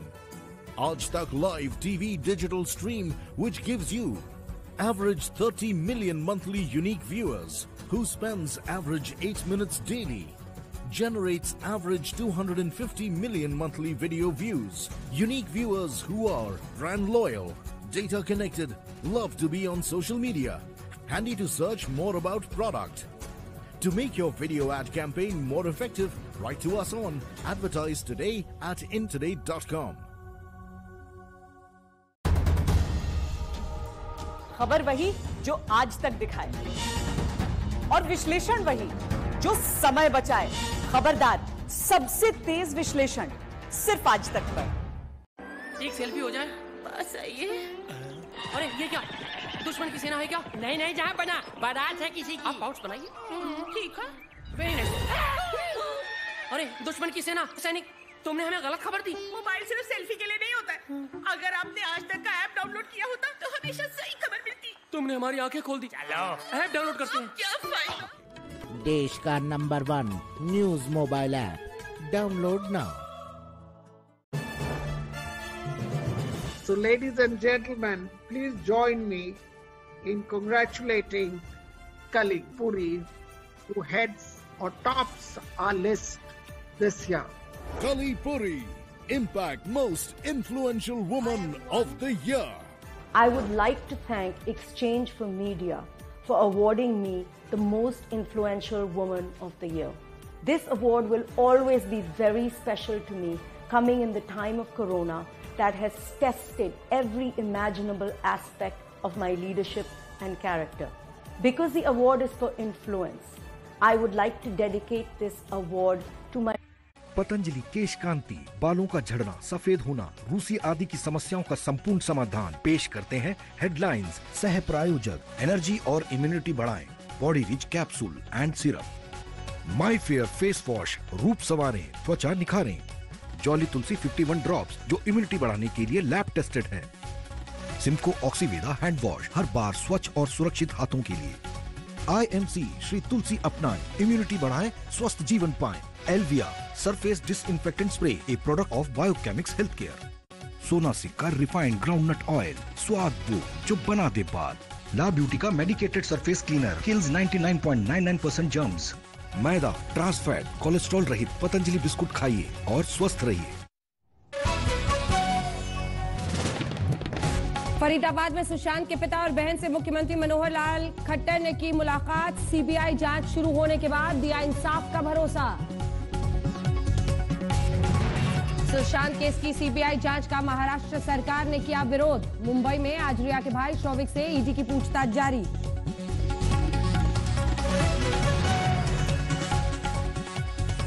Kozhikode विमान हादसे में कॉकपिट वॉइस रिकॉर्डर से क्रैश की सुलझ सकती है गुत्थी। मरने वालों का आंकड़ा 18 तक पहुंचा।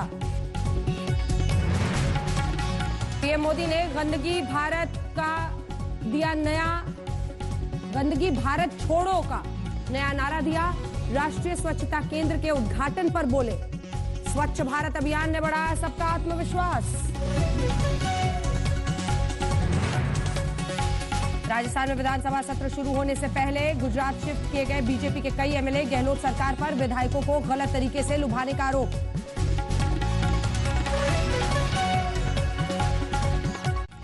Presented by Nutrela soya chunks, 52% Dhakad protein. Healthy रहना सिंपल है।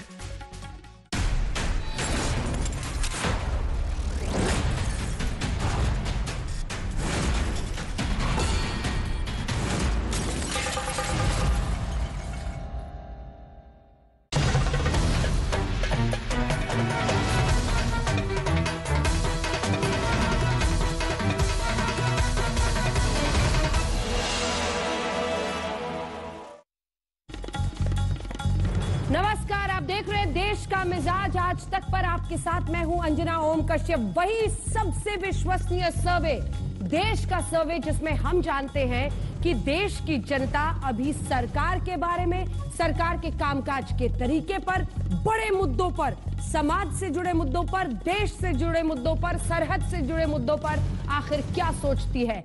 अब इस हिस्से में देश का मिजाज में हम आपको बताने वाले हैं वो आंकड़े जिसका आपको लंबे वक्त से इंतजार रहा होगा, क्योंकि चीन और कोरोना के बाद अब हम आपको बताएंगे कि आज अगर चुनाव हो तो किसकी बनेगी सरकार, कितनी सीटें किस पार्टी को आएंगी, कौन सा गठबंधन होगा आगे। लेकिन सबसे पहले शुरुआत करते हैं आपको बताते हुए कि हमने ये सर्वे कैसे किया है। तो सबसे पहले हम आपको बता दें, हम 97 संसदीय क्षेत्रों में गए, विधानसभा क्षेत्र 194, राज्य 19, सैंपल साइज 12,021 और सर्वे का वक्त 15 जुलाई 2020 से 27 जुलाई 2020 के बीच में है। ये सर्वे का हमारा तरीका है। अब ये भी जान लीजिए कि 15 जुलाई से 27 जुलाई का मतलब है कि न सिर्फ कोरोना का संकट काल, लॉकडाउन की वजह से लोगों को परेशानी, अर्थव्यवस्था, आर्थिक संकट, नौकरियों को लेकर, मजदूरों की परेशानियों को लेकर देश में जबरदस्त चर्चा, चीन का मुद्दा, सरहद पर हमारे शहीद जो हुए सैनिक, ये तमाम मुद्दे थे। इन सब के बीच देश की राय क्या थी, इस पर हम बातचीत करेंगे। डॉक्टर संबित पात्रा हमारे साथ जुड़ेंगे और रागिनी नायक हमारे साथ कांग्रेस पार्टी से जुड़ेंगी। लेकिन उससे पहले आपको दिखा देते हैं अब आंकड़े। तो आइए करते हैं शुरुआत, सीधे लिए चलते हैं आपको देश के मिजाज के उस बड़े स्क्रीन की तरफ जिसमें हम तमाम आंकड़े आपके सामने रख रहे हैं। तो देश का मिजाज में जो पहला सवाल हमने लोगों से पूछा और परसेंटेज के साथ हम आज शुरुआत करने वाले हैं कि अगर आज हो चुनाव तो आप किसके लिए डालेंगे, किसको मिलेंगे कितने वोट। तो एनडीए, यूपीए और अन्य, हम पहले गठबंधन की बात करेंगे और गठबंधन का आपको दिखाएंगे आंकड़ा। तो सबसे पहले हम आपको दिखा रहे हैं, ये देखिए 42%। एनडीए को 42%, अगर आज हो वोट तो लोगों का कहना था कि हम वोट डालेंगे। 42% लोगों का कहना था कि हम एनडीए को वोट डालेंगे। वहीं 27% लोगों का कहना था कि वो यूपीए को वोट डालेंगे और 31 को वोट डालने वाले माफ कीजिएगा, अन्य को वोट डालने वाले 31% लोग थे।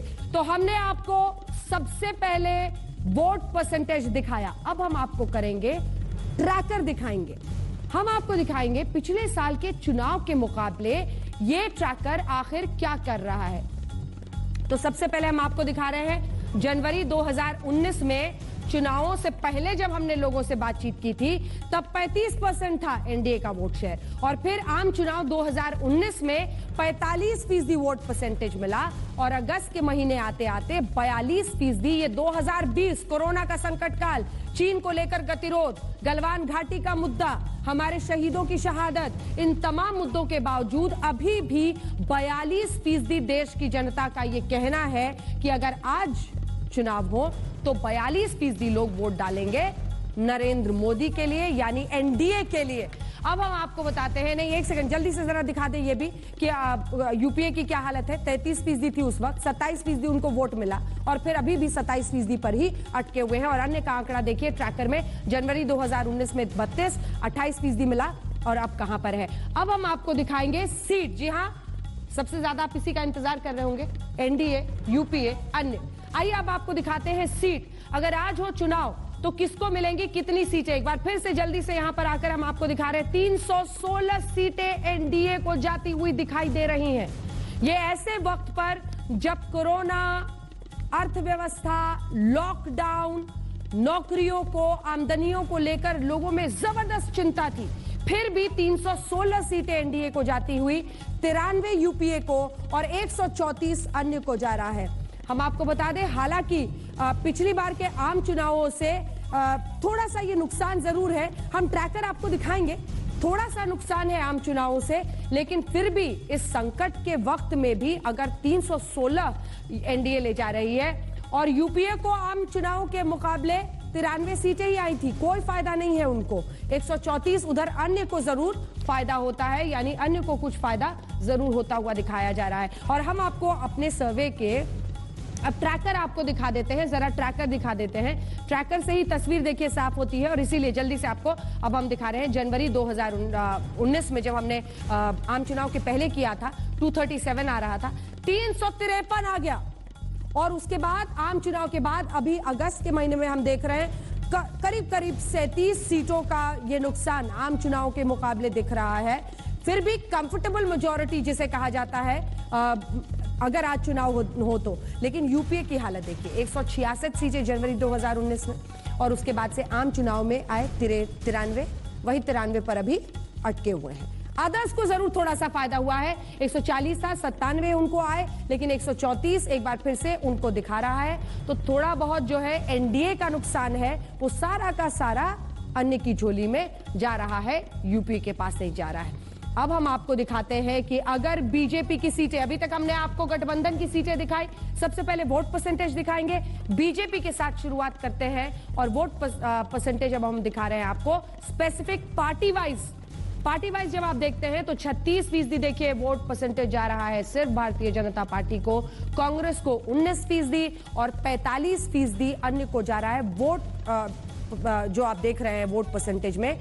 सीट वाइज जब हम पार्टी स्पेसिफिक देखते हैं तो 36% है बीजेपी के पास, लेकिन अन्य के पास बहुत बड़ा हिस्सा है, 45% का उनके पास जा रहा है। अब सीटें आपको जल्दी से दिखा देते हैं कि बीजेपी को कितनी सीटें आती हुई दिख रही हैं, कांग्रेस को कितनी और अन्य के खाते में कितनी। तो बीजेपी को 283 सीटें। अब याद रखिए जब हम बीजेपी की बात करते हैं तो फिर जो अन्य पार्टियां बच जाती हैं वो सभी अन्य में जा रही हैं। 49 सीटें, हालांकि आपको बता दें एक बार बीजेपी पर रुककर 303 सीटें बीजेपी ने आम चुनाव में जीती थी, तो उससे 283 जो है एक थोड़ा सा नीचे आता हुआ है। 52 सीटें जीतने वाली कांग्रेस पार्टी 49 पर जाकर अटकती है और 211 सीटें 188 थे वो 211 पर पहुंचते हुए दिखाई दे रहे हैं। हम आपको ट्रैकर भी दिखाएंगे वोट का, लेकिन अभी भी अगर चुनाव होते हैं तो स्पष्ट बहुमत बीजेपी को मिलने के पूरे आसार है, इसे स्पष्ट बहुमत ही कहा जाता है। ये अब आपको सीधे लिए चलते हैं, डॉक्टर संबित पात्रा हमारे साथ जुड़ रहे हैं और रागिनी नायक हमारे साथ चर्चा में जुड़ रहे हैं। बड़ी खबर इस वक्त की, अगर आज हो चुनाव तो India today group of Kavi insight के सर्वे के मुताबिक एनडीए की ही बनेगी स्पष्ट बहुमत के साथ सरकार और भारतीय जनता पार्टी अपने बलबूते ही सरकार बनाने की परिस्थिति में दिखाई दे रही है। तो फिर इस खबर से गदगद डॉक्टर संबित पात्रा जी, पहला सवाल आपसे लेंगे। रागिनी नायक जी भी हमारे साथ जुड़ गई हैं, राष्ट्रीय प्रवक्ता। डॉक्टर संबित पात्रा, जाहिर तौर पर अगर आज चुनाव हो और इन परिस्थितियों के बावजूद आपकी सरकार बनती हुई दिख रही है तो एक बड़ी उपलब्धि के तौर पर देखा जाएगा, लेकिन अन्य पर आपको नजर रखनी पड़ेगी क्योंकि उनमें भी जबरदस्त इजाफा हो रहा है। जो थोड़ा बहुत नुकसान दिखता है वो उनकी तरफ जाता है। डॉक्टर पात्रा। देखिए अंजना जी, आज जो आपने मूड ऑफ द नेशन किया है और ये जो सीट और वोटिंग परसेंटेज दिखाया है, इसमें दो चीजें ध्यान देने योग्य है। मोटा मोटा अगर कहा जाए तो मैं आज कह सकता हूं कि लगभग स्टेटस क्वो बरकरार है, क्योंकि बहुत ज्यादा फर्क नहीं है। 42%, 45%, 303 सीटें थी, 20 सीटें कम आई हैं, तो ज्यादा फर्क नहीं है। कांग्रेस के पास 52 थी, वो 49 हो गई है। तो एक तरह से देखा जाए तो स्टेटस क्वो बरकरार है। और वो भी देखिए, दूसरी सबसे महत्वपूर्ण बात है, विगत 100 वर्षों में स्पेनिश फ्लू के बाद अगर पूरा विश्व सबसे खराब समय से गुजर रहा है तो ये समय है, कोरोना काल है। इससे पहले 100 वर्ष पहले ऐसा समय आया था जब पैंडेमिक हुआ था, पूरा विश्व एक तरफ विध्वंस की तरफ बढ़ रहा था, विश्व के ऊपर काले बादल मंडरा रहे थे। आज ठीक उसी प्रकार, चाहे अमेरिका हो, चाहे रशिया हो, चाहे ब्राजील हो, चाहे बाकी देश हो, यूरोप हो, आज सबके ऊपर काले बादल मंडरा रहे हैं। उसके बावजूद भी नरेंद्र मोदी जी ने स्टेटस को बनाए रखा है। मैं ज्यादा नहीं कहूंगा, आज मेल टुडे ने बहुत कुछ कहा है। ये जो हेडलाइन मेल टुडे का है, आप ही के अखबार का है, Modi best bet amid corona and China crisis. कोई भी क्राइसिस हो, Modi is the best bet. मैं इतना ही कहूंगा आज तक में कि मोदी से अच्छा बेट हिंदुस्तान के लिए अभी कोई नहीं है। जहां तक अन्य का सवाल है, चाहे अन्य हो चाहे कांग्रेस पार्टी हो, दूर दूर तक कोई नहीं है। Modi is the best bet. बताइए रागिनी जी, अब क्या कहने को बच गया है? मोदी है तो मुमकिन है, अब Modi is the best bet, और आप जहां खड़े थे वहीं खड़े हैं।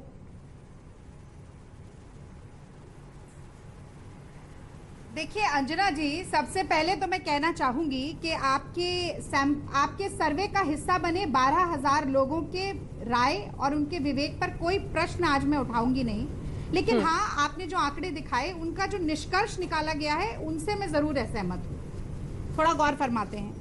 36% आपने कहा कि वोट शेयर जो है वो भारतीय जनता पार्टी के पास आ रहा है, और 64% वोट शेयर जो है वो अन्य और कांग्रेस पार्टी का है। अन्य का उसमें ज्यादा बड़ा भाग आपने दिखाया, तो 36% बनाम 64% की बात हम कर रहे हैं। अब हम सीट पर भी आ जाते हैं। आपने 283 दिखाई, और अन्य और कांग्रेस की सीटें अगर मिला ली जाएं तो 260 होती हैं। आप ही के सर्वे के हिसाब से बोल रही हूँ, और कोई भी सेफोलॉजिस्ट जो हो उससे अगर आप बात करेंगे तो वो कहता है कि 2% का तो ऊपर नीचे का खेल रहता ही है। तो पासा आज की परिस्थिति में भी पलटा हुआ आप ही के सर्वे के हिसाब से नजर आ रहा है। ऐसी बात मैं पहली बोलना चाहती हूँ। अब दूसरी बात मैं ये कहना चाहती हूँ कि कैसे कह दें कि सरकार गुनहगार नहीं है। अपराधी तो है, चाहे हाथ में तलवार नहीं है। करोड़ों लोगों का घर बार उजड़ गया, जनता नहीं मानेगी कि ये गुनहगार नहीं। आज 35 लाख स्वास्थ्य कर्मी ये कह रहे हैं कोरोना की विकराल स्थिति में हमने बहुत अच्छा किया। 35 लाख स्वास्थ्य कर्मी, जिसमें डॉक्टर भी हैं, नर्स भी हैं, आशा कर्मी भी हैं, आंगनबाड़ी भी हैं, राष्ट्रीय स्वास्थ्य मिशन के लोग भी हैं। वो इसी सरकार के खिलाफ 2 दिन का धरना दे रहे हैं, क्योंकि इतने बड़े विकराल संकट से लड़ते हुए भी सरकार ने उन्हें वेतन नहीं दिया, उन्हें सुरक्षा उपकरण नहीं दिए, सुरक्षा बीमा नहीं दिया, न्यूनतम मजदूरी भी नहीं दी। अब इन लोगों की राय तो मुझे लगता है मोदी सरकार के पक्ष में नहीं होगी। वो हमारे जवान जो आज सीमा पर खड़े हैं, आज भी चीनी सेना को खदेड़ने के लिए, उस चीनी सेना ने जब हमारे देश में अतिक्रमण किया, और उसकी जो जानकारी के दस्तावेज थे जो बता रहे थे कि 17-18 मई को पेंगोंग त्सो में, गोगरा में चीनी सेना अंदर घुसी है, वो गायब हो गए। तो उन सैनिकों और उनके परिवारों को तो आज मोदी सरकार की कार्यप्रणाली से खुशी नहीं होगी।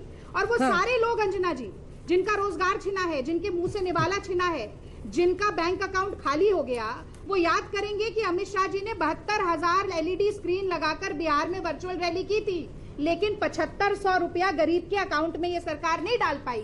ये लोग क्या मोदी सरकार को वोट करेंगे? ये बहुत बड़ी अतिशोक्ति है। ज्वार जो है वो अन्य और कांग्रेस के पक्ष में है, भाटा मोदी सरकार के पक्ष में है। ये आपका सर्वे दिखाता है।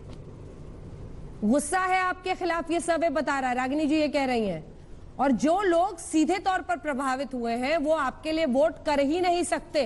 ये उनका सीधा सवाल है, इसका आप जवाब दीजिए डॉक्टर पात्रा।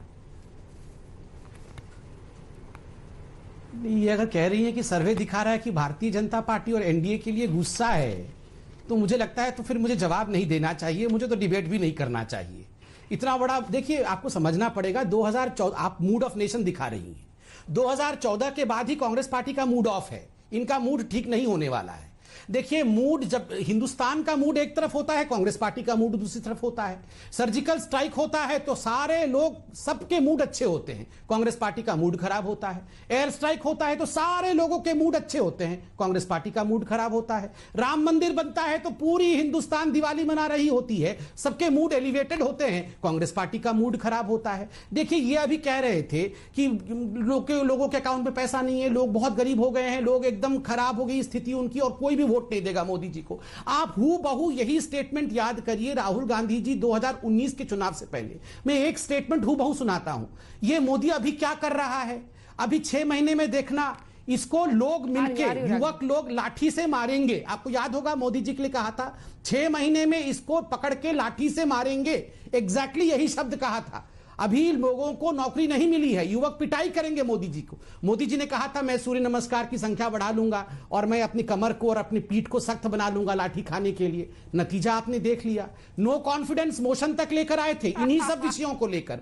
आज तक इनका टेप रिकॉर्डर बंद नहीं हो रहा है। और मैं अंजना जी अंत में 10 सेकंड में इतना ही कहना चाहूंगा, देखिए आपको समझना पड़ेगा कि कांग्रेस का मूड क्यों खराब है, क्योंकि खुद ही इनके नेता ने कहा हमारे पास निकम्मा है, हमारे पास नकारा है, और जिसके घर में निकम्मा और नकारा होगा उसका मूड तो, और देखिए ये शब्द मैंने नहीं कहा है, ये शब्द इन्हीं के नेता ने कहा है, जिसके घर में निकम्मा और नकारा होगा उसका मूड तो परमानेंट ही खराब होगा। इसमें मैं क्या कर सकता हूं?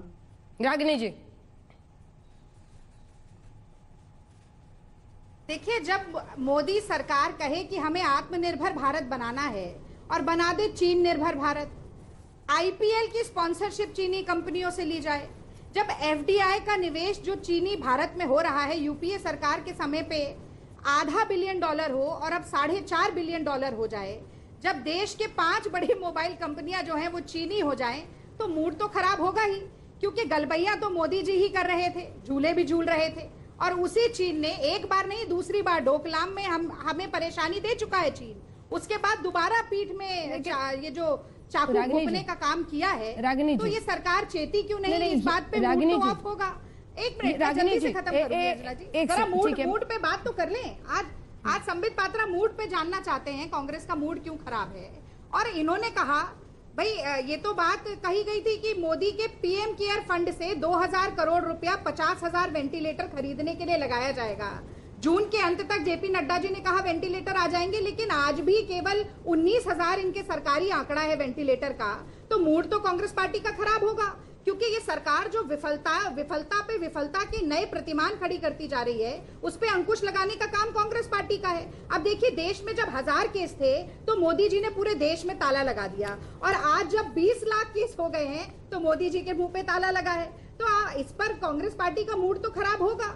और इस बात पर भी मूड खराब होगा कि तमाम कोरोना के संकट के दौरान आप जिस लोकतंत्र पे आज भरे खुश हो रहे हैं कि आपको जीत दी है, उसी लोकतंत्र और संघीय ढांचे के परखच्चे उड़ाने का काम आप करते रहे। मध्य प्रदेश में भी आपने किया और अब राजस्थान में भी आप लगे हुए हैं। तो आपके लिए प्रायोरिटी लोगों की जान बचाना नहीं है, आपके लिए प्रायोरिटी हर मुद्दे पर वोट हासिल करना है। रागिनी जी आप ही से सवाल है, थोड़ा सा डॉक्टर पात्रा रुक जाइए एक सेकंड। आपने कहा मूड तो आपका खराब हो गई, आप मूड अच्छा रखिए खराब रखिए उसमें कोई दिक्कत नहीं है। आप कह रही हैं देश को आत्मनिर्भर बनाना है तो बहुत कुछ, पहले तो कांग्रेस आत्मनिर्भर बने।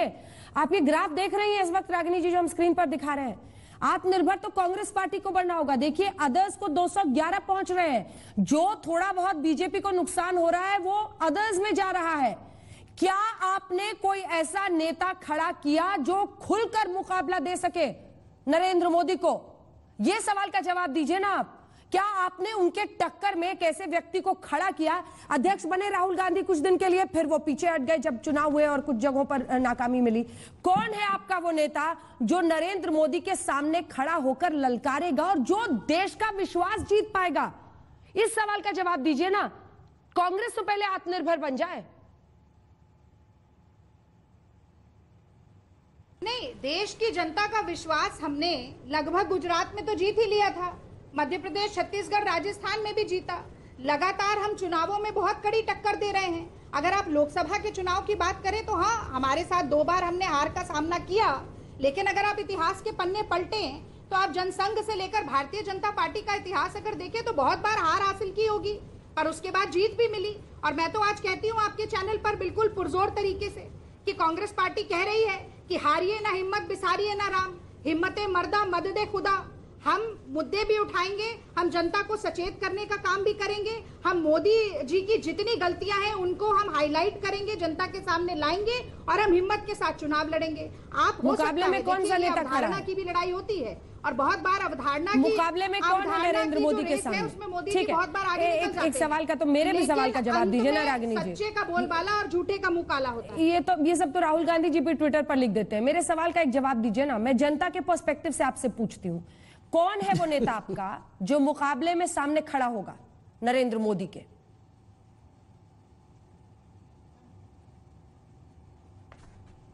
अंजना जी, मुझे इस सवाल पे बहुत आश्चर्य हो रहा है। देखिए, जो तत्कालीन प्रधानमंत्री या तत्कालीन मुख्यमंत्री होते हैं वो पार्टी का चेहरा बनते हैं अगले चुनाव में, ये बात तो बिल्कुल लाजमी है। पिछले 2 चुनाव जो हैं वो हमने राहुल गांधी जी के नेतृत्व में लड़े और एक कांग्रेस पार्टी का साझा नेतृत्व था। सोनिया गांधी अभी हमारी अध्यक्ष हैं। 3 साल बाद मुझे लगता है कि बहुत ही पुरजोर तरीके से हम दोबारा चुनाव लड़ेंगे। और आप देखिए कि जो आप ग्राफ भी दिखा रहे हैं, जो अभी धीरे धीरे नीचे जाता दिख रहा है भारतीय जनता पार्टी का, उसमें बहुत ज्यादा तेजी आने वाली है। एक जल्दी से बात जोड़ दूं, जब नोटबंदी का निर्णय लिया था मोदी सरकार ने तो बहुत गाल बजाए थे और ये कहा, उस वक्त मोदी जी की पॉपुलैरिटी एकदम शूट अप करके गई थी और उसके बाद नोटबंदी के दुष्परिणाम इतने निकले कि अर्थव्यवस्था का बंटाधार हो गया। तब मनमोहन सिंह जी ने कहा था कि 2% कम से कम जीडीपी नीचे गिरेगी और मोदी जी ने संसद में खड़े होकर कहा था कि ये रेनकोट पहनकर नहाते हैं और उसके बाद जो मनमोहन सिंह जी ने कहा वो सच हुआ। तो आपको एकदम एक मियोपिक पॉइंट ऑफ व्यू से त्वरित रूप से अगर आप देखें तो आपको लगता है बहुत बड़ा है, बहुत पॉपुलर है, लेकिन धीरे धीरे ये जो हुआ है कोरोना काल में, अब आपका ग्राफ गिरना शुरू हुआ है तो नीचे फिसलता ही चला जाएगा, ये कह रही है वो। जवाब दीजिए। तो ये ज्योतिषी बन गए हैं। अभी बात कर रहे थे कि इतिहास में हम कभी बहुत शक्तिशाली थे, सारी सीटें हमारी पास थी, इनके पास 2 सीट थी, भविष्य में ऐसा होगा। तो ये ज्योतिष विद्या तो मुझे नहीं पता है कब ये भविष्य आएगा। मुझे तो लग रहा है कांग्रेस पार्टी इसी रेट से चलती रही तो इतिहास में चली जाएगी। अब भविष्य में क्या होगा देखा जाएगा। नंबर 1, इन्होंने कुछ विषय उठाए हैं, मैं विषयों का सिलसिलेवार जवाब देता हूं। देखिए, ये लड़ाई वास्तविक रूप में देखा जाए तो आत्मनिर्भर भारत वर्सेस राहुल निर्भर कांग्रेस है। आज एक बहुत बड़ा बदलाव हुआ है आज तक के चैनल के इस डिबेट में। आपने मार्क किया कि नहीं मुझे पता नहीं अंजना जी, जब आपने कांग्रेस की प्रवक्ता और मेरी बहन से आपने पूछा कि आप 2024 के चुनाव किसके नेतृत्व में लड़ेंगे और कौन आपका प्रधानमंत्री कैंडिडेट होगा, पहली बार कांग्रेस पार्टी ने ऑफिशियली राहुल गांधी को प्रधानमंत्री कैंडिडेट के रूप में स्वीकार करने से इनकार कर दिया और कहा कि हम देखेंगे उस समय क्या होगा, साझा नेतृत्व होगा कि नहीं होगा। तो कहीं ना कहीं ये जो एक्सेप्टेबिलिटी है कि राहुल से ना हो पाएगा, आज पहली बार इसका एक झलक हमने आज तक में देखा है। दूसरे, इन्होंने डोकलाम और चीन के विषय में कहा। देखिए, डोकलाम और चीन को लेकर कभी भी ये गाल नहीं बजा सकते हैं। डोकलाम का जब स्टैंड ऑफ चल रहा था, जो कि एक ऐतिहासिक स्टैंड ऑफ हुआ और 73 डेज के बाद हिंदुस्तान की जीत हुई, पूरे विश्व ने हिंदुस्तान का नाम गर्व से लिया। और वही डोकलाम के समय राहुल गांधी चीनी टेंट के नीचे रंगे हाथ पकड़े गए थे। इसलिए कभी भी MOU, कल सुप्रीम कोर्ट में बीजेपी ने कल प्रेस कॉन्फ्रेंस किया और जेपी नड्डा जी जो हमारे राष्ट्रीय अध्यक्ष हैं, उन्होंने सच्चाई, मैं बीच में नहीं बोला था अंजना जी, मैंने बीच में नहीं बोला था अंजना जी, रागनी जी वो पूरा करने में आऊंगे। ठीक है, पूरा कीजिए। MOU को लेकर कल सुप्रीम कोर्ट ने भी कहा, MOU को लेकर कल सुप्रीम कोर्ट ने भी कहा, हमें भी आश्चर्य है कि कभी किसी देश और किसी पार्टी के बीच में MOU हो सकता है क्या। और तो और यहां पर यह बात कर रही थी कि राजस्थान के लोग हम खरीद ले रहे हैं, हमने मध्य प्रदेश में सरकार गिरा दिया। आप बताइए, ये हम कर रहे हैं? आज पंजाब में आप देखिए, बाजवा किसका नेता है? बाजवा इनके पूर्व अध्यक्ष रह चुके हैं, बाजवा इनके MP रहे हैं। बाजवा जी ने आज कहा है कि अमरिंदर सिंह को हटाना पड़ेगा। जिस प्रकार का शराब कांड हुआ है पंजाब में, अमरिंदर सिंह जी जिम्मेदार हैं और कैप्टन को जब तक नहीं हटाओगे तब तक कांग्रेस नहीं सुधरने वाली है। यह बीजेपी ने बाजवा जी को सिखाया है।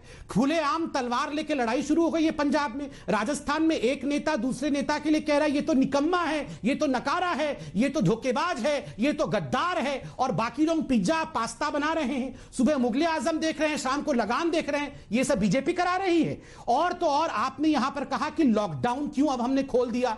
लॉकडाउन खोलो तो परेशानी, लॉकडाउन बढ़ाओ तो परेशानी। लॉकडाउन जब चल रहा था, याद करिए, ये राहुल गांधी आके कहे थे कि लॉकडाउन से कुछ नहीं होता है, it is only a pause button, it is not going to help anything, it is not going to help in anything. आ रही हूं। और जब लॉकडाउन हटाया जा रहा था तब यही लोग कहते हैं कि लॉकडाउन क्यों हटाया जा रहा है। देखिए, आप एक बात समझ लीजिए, आज Congress is equal to confusion. Congress सिर्फ और सिर्फ कंफ्यूजन का नाम है, और जहां कंफ्यूजन होता है वहां कभी भी मूड अच्छा नहीं हो सकता है। इसलिए कांग्रेस का मूड अच्छा क्यों नहीं है? क्योंकि वहां कंफ्यूजन है। ये मेरा दोष नहीं है। रागिनी जी जवाब दीजिए, रागिनी जी जवाब दीजिए। तलवार खींचे आपके नेता ज्योतिरादित्य सिंधिया, सचिन पायलट, बाजवा साहब, और आप कहें कि मयान बीजेपी का है, ये कैसे चलेगा? अब लोगों को असंतुष्ट कर दे रही है बीजेपी, ये लॉजिक तो कोई नहीं मानेगा ना। आपको देखना होगा कि क्या एक स्ट्रॉन्ग जो शीर्षस्थ नेतृत्व होता है उसकी कमी दिख रही है। देखिए, 3-4 सवाल जुड़ गए, सबका सिलसिलेवार तरीके से जवाब देती हूँ। और पहली बात मैं कहूंगी कि वो पाँव में जिसके ताकत वो चल के रहता है, दुश्मन लाख गिराए संभल के रहता है, वो जिस चराग में शिद्दत लौ जलाने की, हवाएं लाख बुझाएं वो जल के रहता है।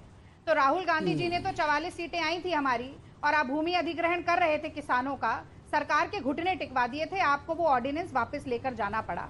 तो राहुल गांधी जी के नेतृत्व के ऊपर आप शुभा पालिए दिमाग में, अपने विरोधी की ताकत को कम करने की मुगालफत में आप रहिए, हमें उससे कोई फर्क नहीं पड़ता है, पहली बात। अब मैं दूसरी बात पर आती हूँ। भाई आप कह रहे हैं कि इस नेता ने ये कहा, बाजवा जी ने, आपके सुब्रमण्यम स्वामी किसके नेता हैं, किस पार्टी से सांसद हैं?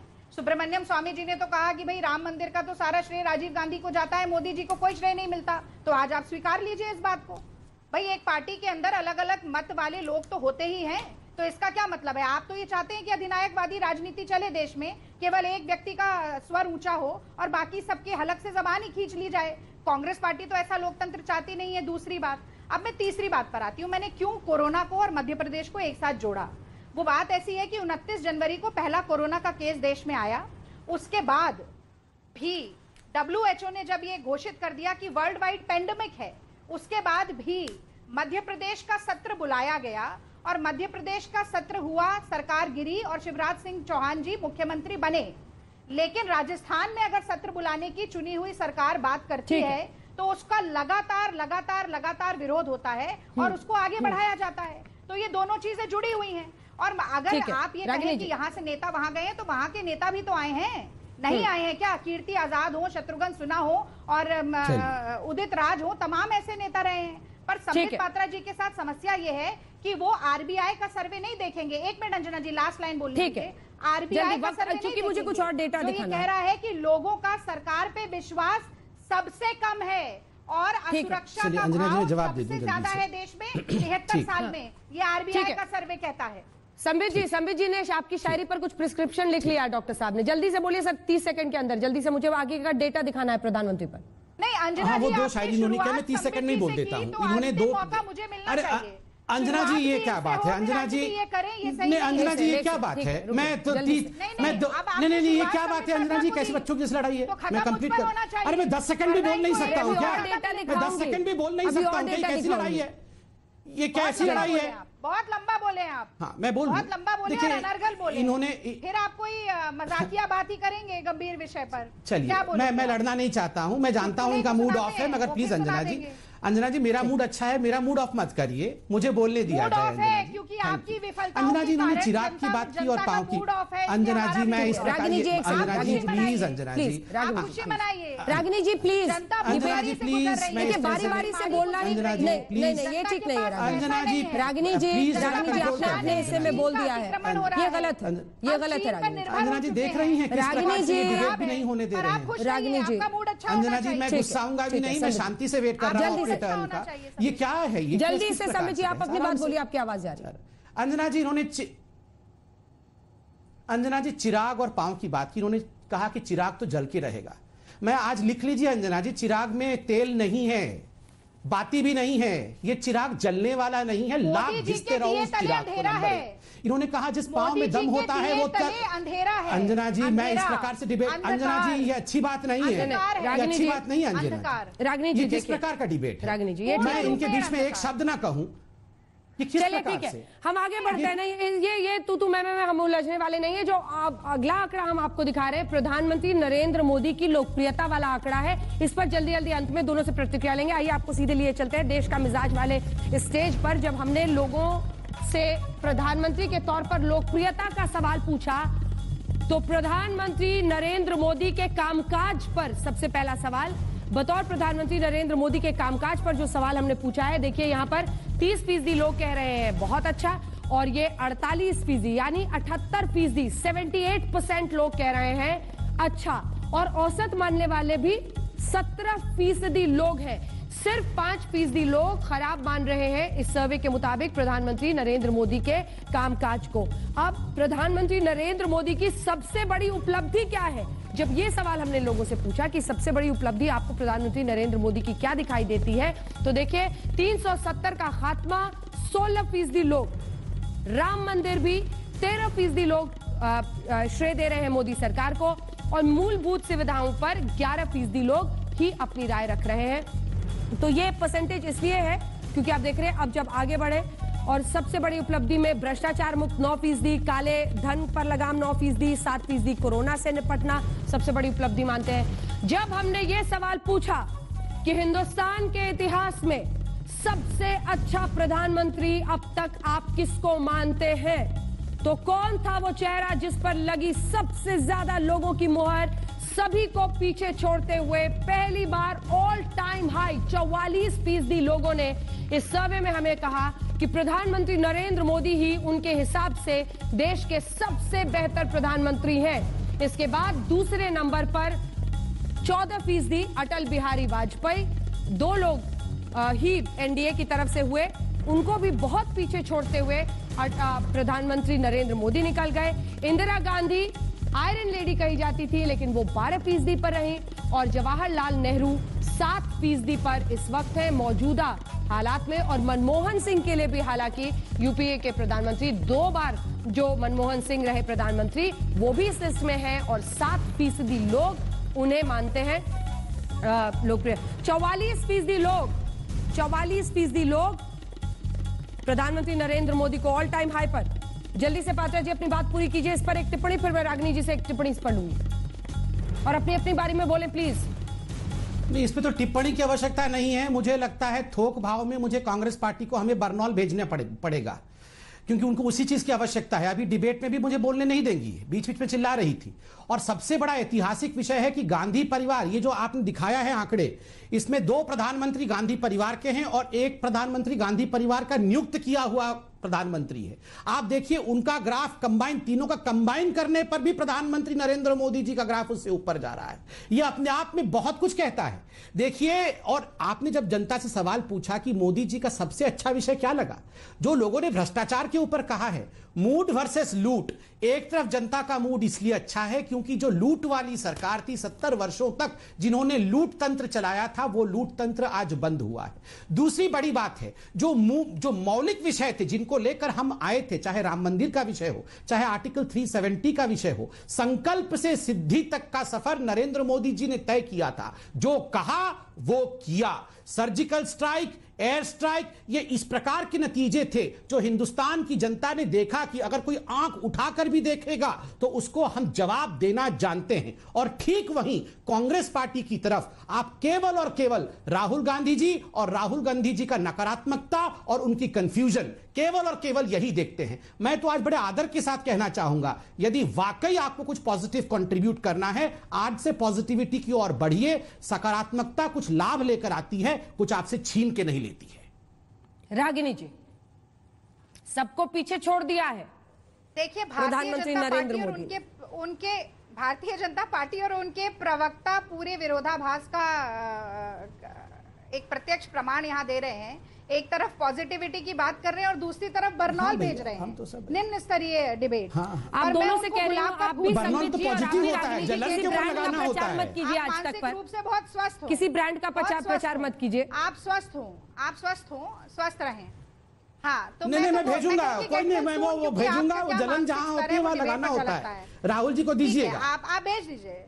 हाँ, मानसिक स्तर तो बड़ा है ना। 2024 में निकम्मा, नकारा, धोखेबाज, गद्दार तो आपके यहाँ है और हमारी मानसिक स्तर खराब है। रागिनी जी, आप बौखला लीजिए, आप फड़फड़ा लीजिए, केवल यही पता चलता है कि नहीं, मैं बिल्कुल बौखलाता हूँ। आप जब थोड़ी देर पहले मुझे बोलने नहीं दे रही थी ना, तो कैसे लग रहा था आपको अभी पता चलेगा, क्योंकि पूरे समय जब आप बोलेंगी तो मैं भी बोल सकता हूँ। आपको ये भी पता होना चाहिए। हाँ, बिल्कुल, गोमूत्र का सेवन करने में हमें कोई परेशानी नहीं है। बिल्कुल, हमें श्री राम जी का नाम लेने में, गौ माता का नाम लेने में हमें कोई परेशानी नहीं है। हम राम जी को भी चाहते हैं, गौ माता को भी चाहते हैं, हिंदू धर्म को भी चाहते हैं, नौजवान बेरोजगार है, भारत के इतिहास से भी प्यार करते हैं, करने को लाचार है, इटली से प्यार है, महिलाओं पर हो रहा अत्याचार है, सैनिक सीमा पर शहीद होने को लाचार है, संविधान हो रहा है, और यहाँ पर ये कह रहे हैं नहीं, बताइए, शहीदी को लाचारगी बता रहे हैं, की ही सरकार है, शहीदी को लाचारगी बता रहे हैं। कम से कम सेना के साथ तो इस प्रकार की बातों का प्रयोग मत करिए। उन समस्याओं का सैनिक हमारे देश के लिए उन्होंने जान कुर्बान कर दिया, 2024 के ऊपर पूरा डिस्कशन करेंगे। जो हमारे 20 सैनिक शहीद हुए, आपने 20 ऐप बंद कर दिए। ये जवाब दिया है मोदी सरकार ने। 20 सैनिक शहीद हुए, चीन का नाम नहीं ले पा रहे हैं वक्तव्य किसने में। कहा? आप तो बोल नहीं पा रहे हैं कि आप तो चीन सर्जिकल परिस्थिति क्या स्ट्राइक है। पर भी विश्वास ये नहीं आप कर रहे जवाब दे थे। रहे हैं आप सैनिकों तो को। एयर स्ट्राइक पर भी सैनिकों की विश्वास नहीं कर रहे शहादत थे। लगातार अरे बढ़ती मैं जा पूछता रही है। हूँ, आपके आप डोकलाम में मुंह की चच्चा खाके नेहरू ने आए और आप 78,000 स्क्वायर किलोमीटर दे दिया। क्या कर लिया था आप लोगों ने? मैं पूछता हूँ, आपके चच्चा ने जिसको 7% मिला है, चच्चा ने 78,000 स्क्वायर किलोमीटर चाइना को गिफ्ट किया था। क्या कर लिया था आप लोगों ने? बताइए आज मैं नहीं, आज मैं चच्चा जान को पूरा एक्सपोज करता हूँ। मैं ये चच्चा को आज पूरा एक्सपोज करता हूँ। कैमरा पर्सन से क्लोजर दिखाइए मुझे, मैं चच्चा को एक्सपोज करने वाला हूँ। ये जो चच्चा है इनके चच्चा को जो 7% मिला है, आज 7% मिला है इनके चच्चा को। और चच्चा ने 78,000 स्क्वायर किलोमीटर जमीन हिंदुस्तान का चाइना को गिफ्ट किया था इनके चच्चा जान ने। और इसी कारण से सारे गड़बड़ घोटाले के लिए एक चच्चा जान ही रिस्पॉन्सिबल थे। चच्चा के कारण चाइना के साथ गड़बड़ी और बहस आक्रामक है, बहस आक्रामक है और ये बहस आगे भी जारी रहेगी। BJP versus Congress. अभी और मौके मिलेंगे हल्ला बोल में। आप दोनों का धन्यवाद हमारे साथ जुड़ने के लिए। एक तरफ आक्रामक बहस है, दूसरी तरफ देश का मिजाज है। और देश के मिजाज के इस कड़ी में हम आपको दिखाने वाले हैं अब कि देश में तमाम मंत्रियों के कामकाज पर लोगों की क्या राय है। हमारे साथ सीधे इस वक्त केंद्रीय मंत्री रविशंकर प्रसाद जी जुड़ रहे हैं। रविशंकर प्रसाद जी, स्वागत है आपका आज तक पर। हमारे साथ रविशंकर प्रसाद जी जुड़ रहे हैं आज इस पर बात करने के लिए। कुछ ही देर में वो हमारे साथ जुड़ रहे हैं, लेकिन सबसे पहले केंद्र सरकार के कामकाज पर हम बात करेंगे और फिर आपको दिखाएंगे प्रधानमंत्री नरेंद्र मोदी और सबसे लोकप्रिय मंत्री। तो आइए चलते हैं देश के मिजाज वाले अपने स्टेज पर, और देश का मिजाज इस वक्त क्या है ये आपको हम दिखाते हैं। सबसे पहले केंद्र सरकार के कामकाज पर क्या है लोगों की राय। केंद्र सरकार के कामकाज के तौर पर हमारे साथ वरिष्ठ मंत्री रविशंकर प्रसाद जी जुड़ेंगे। सबसे पहले 24% लोग कह रहे हैं कि हम बहुत संतुष्ट हैं, जैसा कि आपने देखा। संतुष्ट कहने वाले भी 48% हैं।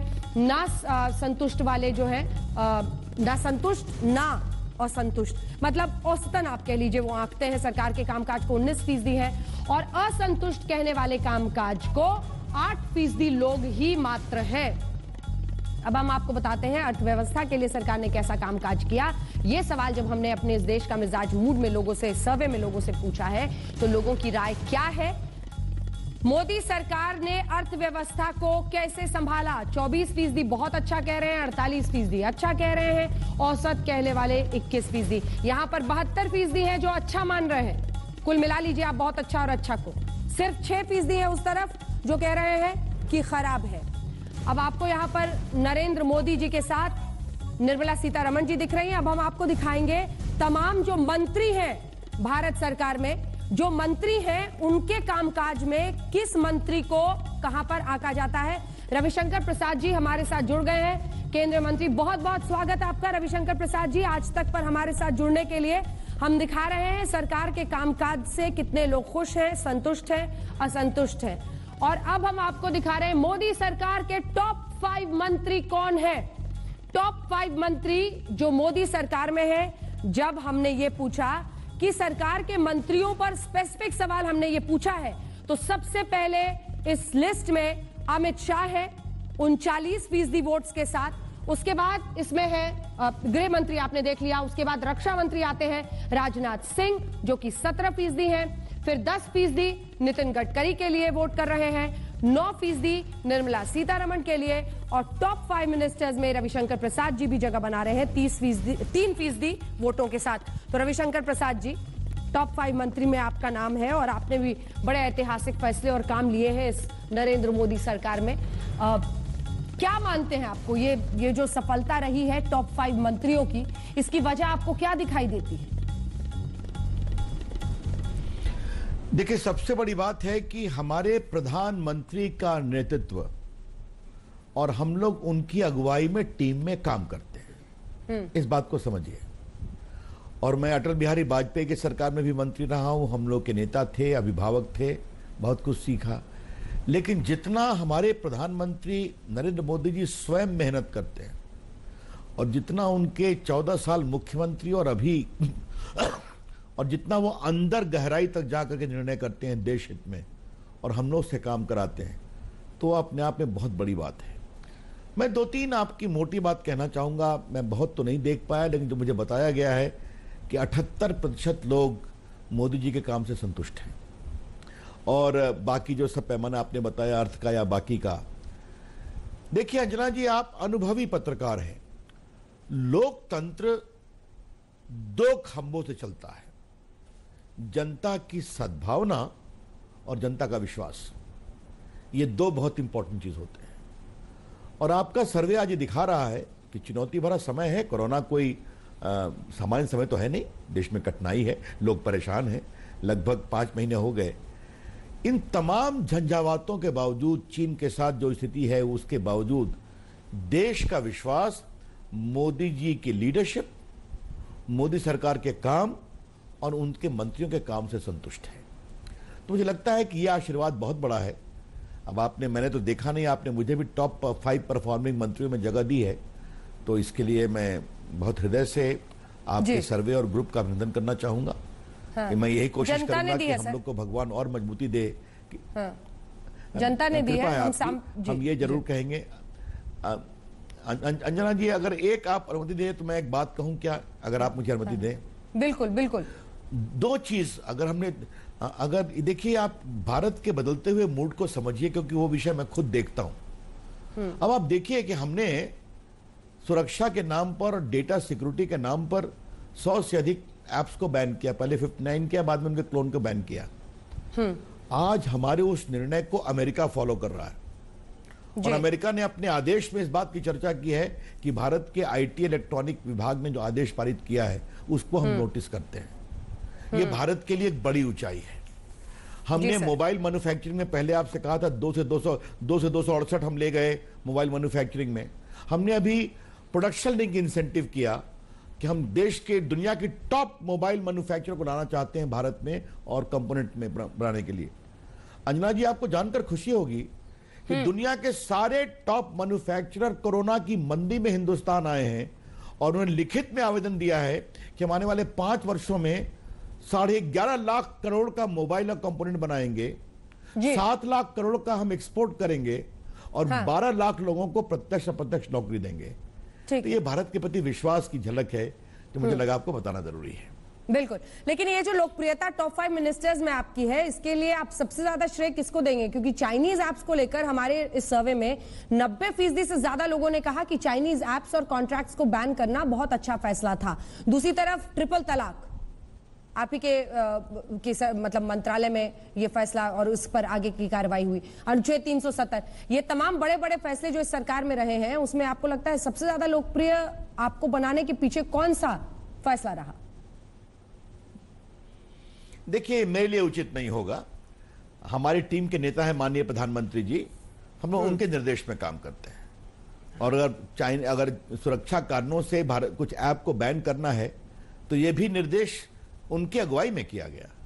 3 तलाक, अगर देश की बेटियों को इज्जत देनी है, उनके इस डिस्क्रिमिनेटरी लॉ को खत्म करना है, तो यह भी मजबूती और निर्देश तो उन्हीं का था। लेकिन अगर आपने मेरे बारे में पूछा है तो मुझे सबसे संतोष जो लगा है ना, ट्रांसफॉर्मेटिव काम करने में, डिजिटल इंडिया के माध्यम से जो देश में बदलाव हुआ है। आज 11 लाख करोड़ रुपया हमने भेजा है गरीबों के बैंक अकाउंट में, लगभग 1,17,000 करोड़ रुपया बचाया है।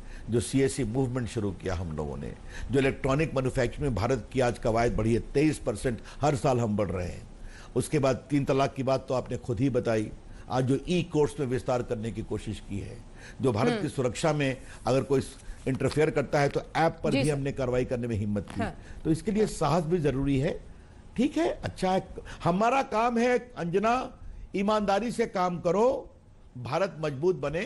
जनता आशीर्वाद देती है तो सर झुकाकर उनको प्रणाम। ठीक है। अब लेकिन सर आप बैठे हैं तो थोड़ा ओवरऑल भी पिक्चर पर बात कर ली जाए। हमारे सर्वे में ये तो आया है कि अगर आज भी चुनाव हो तो स्पष्ट बहुमत से बनेगी बीजेपी की सरकार। बीजेपी अपने बलबूते ही स्पष्ट बहुमत लाने की परिस्थिति में है। एनडीए भी है, लेकिन पिछली बार से कुछ सीटें कम होती हैं और वो फायदा कांग्रेस को नहीं अन्य को जाता है। ये क्या कहता है? एक राजनीतिज्ञ के रूप में आपसे पूछूंगी। देखिए, अगर मैं देश की राजनीति को देखूं, और ये मैं इंडिया के पॉलिटिकल सिनेरियो के एक ऑब्जर्वर के रूप में आपसे बातचीत कर रहा हूं, क्योंकि आपको पता ही है कि मेरा एक्टिविज्म स्टूडेंट लाइफ से है, जेपी मूवमेंट वगैरह वगैरह। कांग्रेस की जो गिरावट है ना, ये अपने आप में मतलब कई सवाल खड़े करती है। जैसे लगता है ना सेल्फ किलिंग इंस्टिंक्ट, एक शब्द होता है अंग्रेजी में। अब आप कहेंगे कि आप भी तो नीचे हुए थे, हम नीचे हुए थे, 284 में हुए थे, इंदिरा गांधी की शहादत के बाद 89 में संभल गए ना। कांग्रेस पार्टी के संभलने के लक्षण नहीं दिखाई पड़ रहे हैं। और जिस तरह का, मैं ऐसे शब्दों का प्रयोग कम करता हूं अंजना, लेकिन एक प्रकार से कहूंगा, एक प्रकार की जो एनार्किस्ट सोच राहुल गांधी की बन रही है ना। ये एक बड़ी पार्टी जिसने 57 साल इस देश पर राज किया है, उसके उनकी एबिलिटी से वो है नहीं है, छोड़ दीजिए, वो है परिवार के कारण है, लेकिन है। अगर उनकी सोच देश के बारे में ऐसी है तो कभी कभी पीड़ा होती है। अब उनकी बात उनको मुबारक है। आप बहुत सख्त शब्द इस्तेमाल कर रहे हैं उनके लिए, के लक्षण दिखाई नहीं। आप अनार्किस्ट कह रहे हैं उन्हें। एनार्किस्ट सोच कहा, क्षमा करिए जी, मेरे शब्दों को ध्यान रखिए आप। मैं शब्द बहुत संभाल के करता हूं, लेकिन आपने जब पूछ ही लिया तो मैं आपसे एक बात पूछता हूं, क्या उनकी इस सोच से कांग्रेस पार्टी के लोग इत्तेफाक रखते हैं क्या? मुझे मालूम है कांग्रेस पार्टी में बहुत लोग बेचैन हैं, ना आपने जब पूछ ही लिया तो आज मैं आपसे कुछ अनुमति दीजिए। मैं बोलना नहीं चाहता, आपने पूछा है। ऑर्डिनेंस को फाड़ना अपनी सरकार के, ये कौन सी सोच है मुझे बताइए? भारत की सेना के बालाकोट हो या उरी हो, इस पर उनके खून की शहादत का सबूत मांगना, ये कौन सी सोच है? राफेल के बारे में भारत के लोकप्रिय प्रधानमंत्री पर जिन शब्दों का प्रयोग करना, ये कौन सी सोच है? और अभी जब भारत ने चीन के खिलाफ दुनिया में इतनी बड़ी घेरेबंदी कर दी और दिखा दिया कि भारत का आंतरिक साहस कितना है, और पूरा देश को आपके सर्वे में स्वीकार कर रहा है, फिर भी रोज ट्वीट करके मनोबल को कमजोर करना, ये कौन सी सोच है? तो मैंने सोच की बात की और सोच प्रमाणों के साथ बोला है। तो चलिए अब आज हम राहुल गांधी पर अपना समय नहीं जाया कर, आपने पूछा तो अपनी बात कहा है। जी सर। लेकिन हाँ, जो कांग्रेस से इतर जो लोग देश की राजनीति जा रही है, तो ये सोचना कांग्रेस पार्टी को है। ठीक है। जहां तक हमारा सवाल है, तो मैंने आपके सर्वे को तो थोड़ा देखा है डिजिटल, तो आपने हमें जो 19 में दिखाया था, हम जनवरी में जब रिजल्ट आया तो हम लोग कहां चले गए? जी जी। तो फिर जब अभी 24 है अंजना जी, 24 की प्रतीक्षा करिए। मुझे पूरा विश्वास है कि 24 का चुनाव का नतीजा जब भी आएगा, आप भी रहेंगे, हम भी रहेंगे, शायद 2019 से भी अच्छा करेंगे, ऐसा हमें पूरा विश्वास है। बहुत बहुत धन्यवाद आपका रविशंकर प्रसाद जी, आज तक पर जुड़ने के लिए, तमाम बातें हमारे साथ रखने के लिए। कुल मिलाकर देश का मिजाज हमारे सर्वे के मुताबिक यही है कि प्रधानमंत्री नरेंद्र मोदी लोकप्रियता के पैमाने पर सभी प्रधानमंत्रियों को बहुत पीछे छोड़ते हुए काफी आगे निकल गए हैं। चाहे वो कोरोना में लॉकडाउन का मामला हो, चाहे चीन का मामला हो, इन तमाम मुद्दों पर देश की जनता उनके कामकाज को सही आंकती है। ज्यादातर लोग यही मानते हैं हमारे सर्वे में। एक ब्रेक के लिए हम रुक रहे हैं, खबरों का सिलसिला जारी है, देखते रहिए आज तक।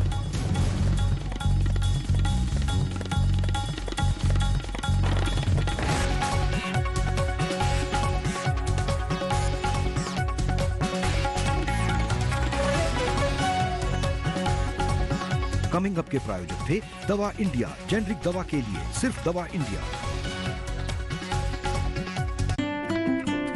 सुशांत केस की जांच पर सुप्रीम कोर्ट में महाराष्ट्र सरकार का जवाब, सीबीआई जांच का किया विरोध। पिता बोले सीबीआई जांच के खिलाफ क्यों?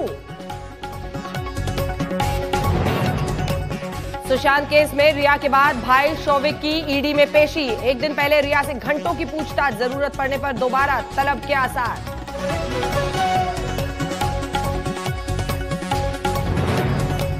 कोझिकोड में विमान हादसे में मरने वालों का आंकड़ा 18 तक पहुंचा। भारी बारिश से रनवे पर फिसला था विमान, फ्लाइट रिकॉर्डर बरामद। राजस्थान में विधानसभा सत्र शुरू होने से पहले गुजरात शिफ्ट किए गए बीजेपी के कई एमएलए। गहलोत सरकार पर विधायकों को गलत तरीके से लुभाने का आरोप। अभिषेक बच्चन भी कोरोना नेगेटिव। नानावती अस्पताल के डॉक्टर्स और स्टाफ को कहा शुक्रिया, दुआओं के लिए लोगों को धन्यवाद। पिछले 27 वर्षों से रिपोर्टिंग कर रहा हूं। Kashmir, Kargil, Iraq, Sierra Leone, Libya, हर युद्ध भूमि से खबर लेकर आया हूं। अब देखिए राष्ट्रीय सुरक्षा से जुड़ी हर खबर सिर्फ तेज पर। देश का गौरव सिर्फ तेज पर। बदल रहा है देश, बदल रहा है तेज, देश बदल रहा है तेज।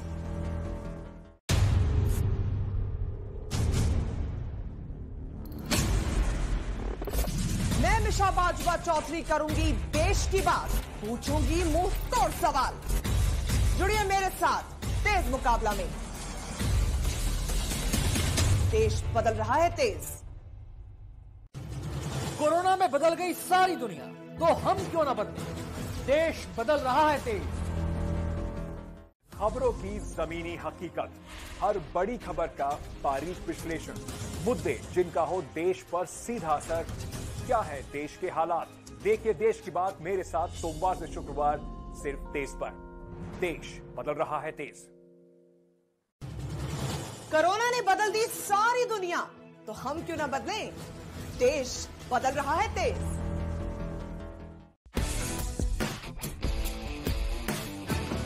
खेल तो मैदान पर खेला जाता है, मगर वो खेल जो मैदान के बाहर पर्दे के पीछे खेला जाता है, वो खेल जो हार और जीत के दरमियान फासले को बढ़ा देता है, हर उस खेल पर रहेगी मेरी नजर।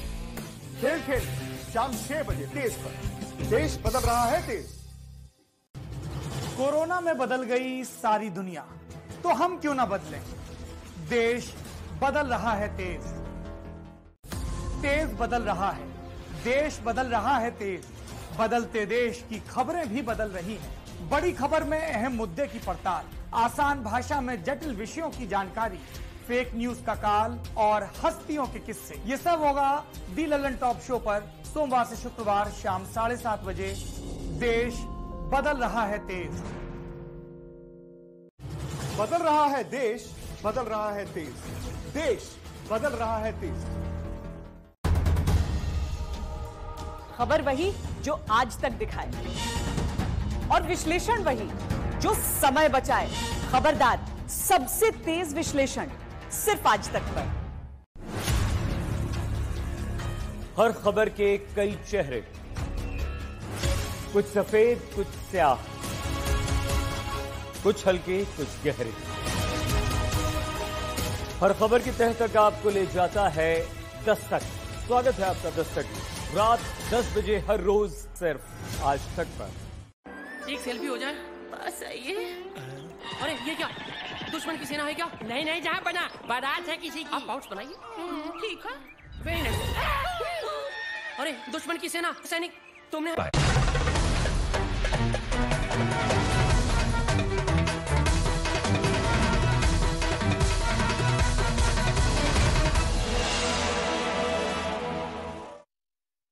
देश के मिजाज में जब बेहतर मुख्यमंत्री पूछा 24% योगी आदित्यनाथ के साथ, अरविंद केजरीवाल 15, 11% जगनमोहन रेड्डी और 9% ममता बनर्जी के साथ। तो देश का मिजाज मुख्यमंत्रियों के मुकाबले में जब हम देखते हैं, उद्धव ठाकरे के साथ 7%, सबसे आगे, काफी आगे योगी आदित्यनाथ। एक ब्रेक के लिए हम रुक रहे हैं, देखते रहिए आज तक।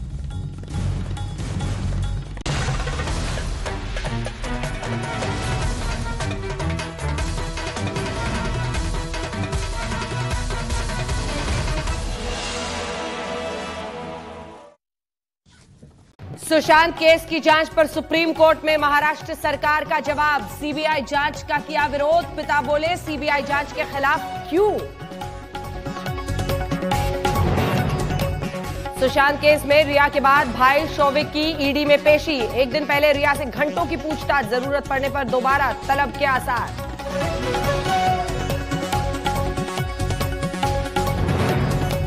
कोझिकोड में विमान हादसे में मरने वालों का आंकड़ा 18 तक पहुंचा। भारी बारिश से रनवे पर फिसला था विमान। फ्लाइट रिकॉर्डर बरामद। राजस्थान में विधानसभा सत्र शुरू होने से पहले गुजरात शिफ्ट किए गए बीजेपी के कई एमएलए। गहलोत सरकार पर विधायकों को गलत तरीके से लुभाने का आरोप। अभिषेक बच्चन भी कोरोना नेगेटिव। नानावती अस्पताल के डॉक्टर्स और स्टाफ को कहा शुक्रिया, दुआओं के लिए लोगों को धन्यवाद। पिछले 27 वर्षों से रिपोर्टिंग कर रहा हूं।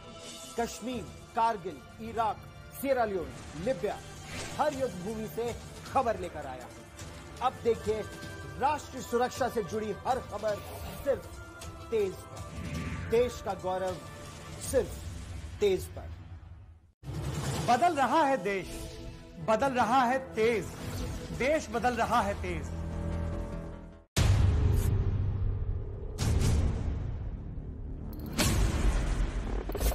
मैं वर्षा बाजवा चौधरी करूंगी देश की बात, पूछूंगी मुंह तोड़ सवाल।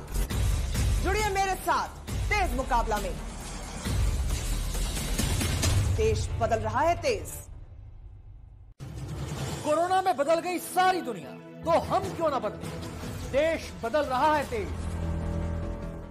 खबरों की जमीनी हकीकत, हर बड़ी खबर का बारीक विश्लेषण, मुद्दे जिनका हो देश पर सीधा असर। क्या है देश के हालात? देखिए देश की बात मेरे साथ सोमवार से शुक्रवार सिर्फ तेज पर। देश बदल रहा है तेज। कोरोना ने बदल दी सारी दुनिया, तो हम क्यों ना बदलें? देश बदल रहा है तेज।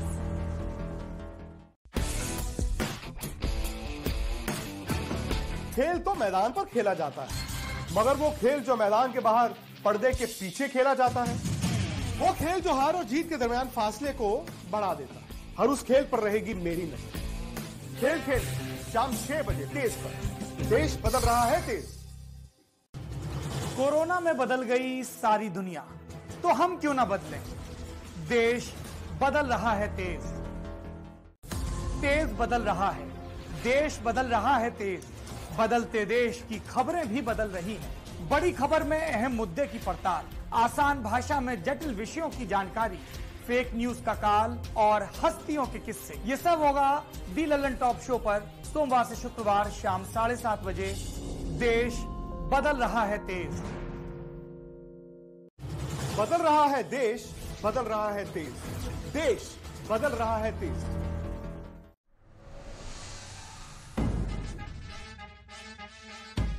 राष्ट्र के नाम पर जब भड़कती हैं भुजाएं, देश के मुद्दों से गूंजे दसों दिशाएं। कर दो ऐलान, बजा दो नगाड़ा, शाम 5 बजे का राजनीतिक अखाड़ा। देखिए दंगल। दंगल के लिए तैयार है ना?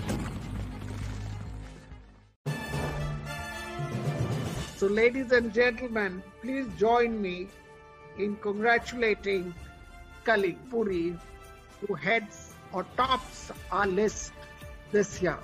Kali Puri, Impact Most Influential Woman of the Year. I would like to thank Exchange for Media for awarding me the Most Influential Woman of the Year. This award will always be very special to me, coming in the time of Corona that has tested every imaginable aspect of my leadership and character. Because the award is for influence, I would like to dedicate this award to my team that produces the gold standard of journalism that gives the group and me this power. I am so deeply grateful to all of you. What do you consider while working on your video ad campaign?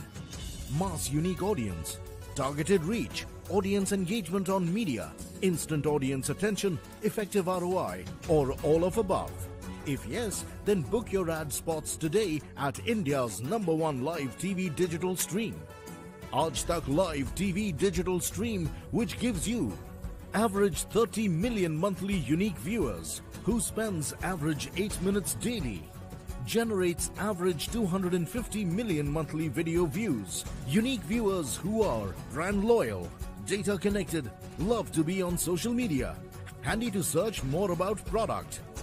To make your video ad campaign more effective, write to us on advertise today at intoday.com.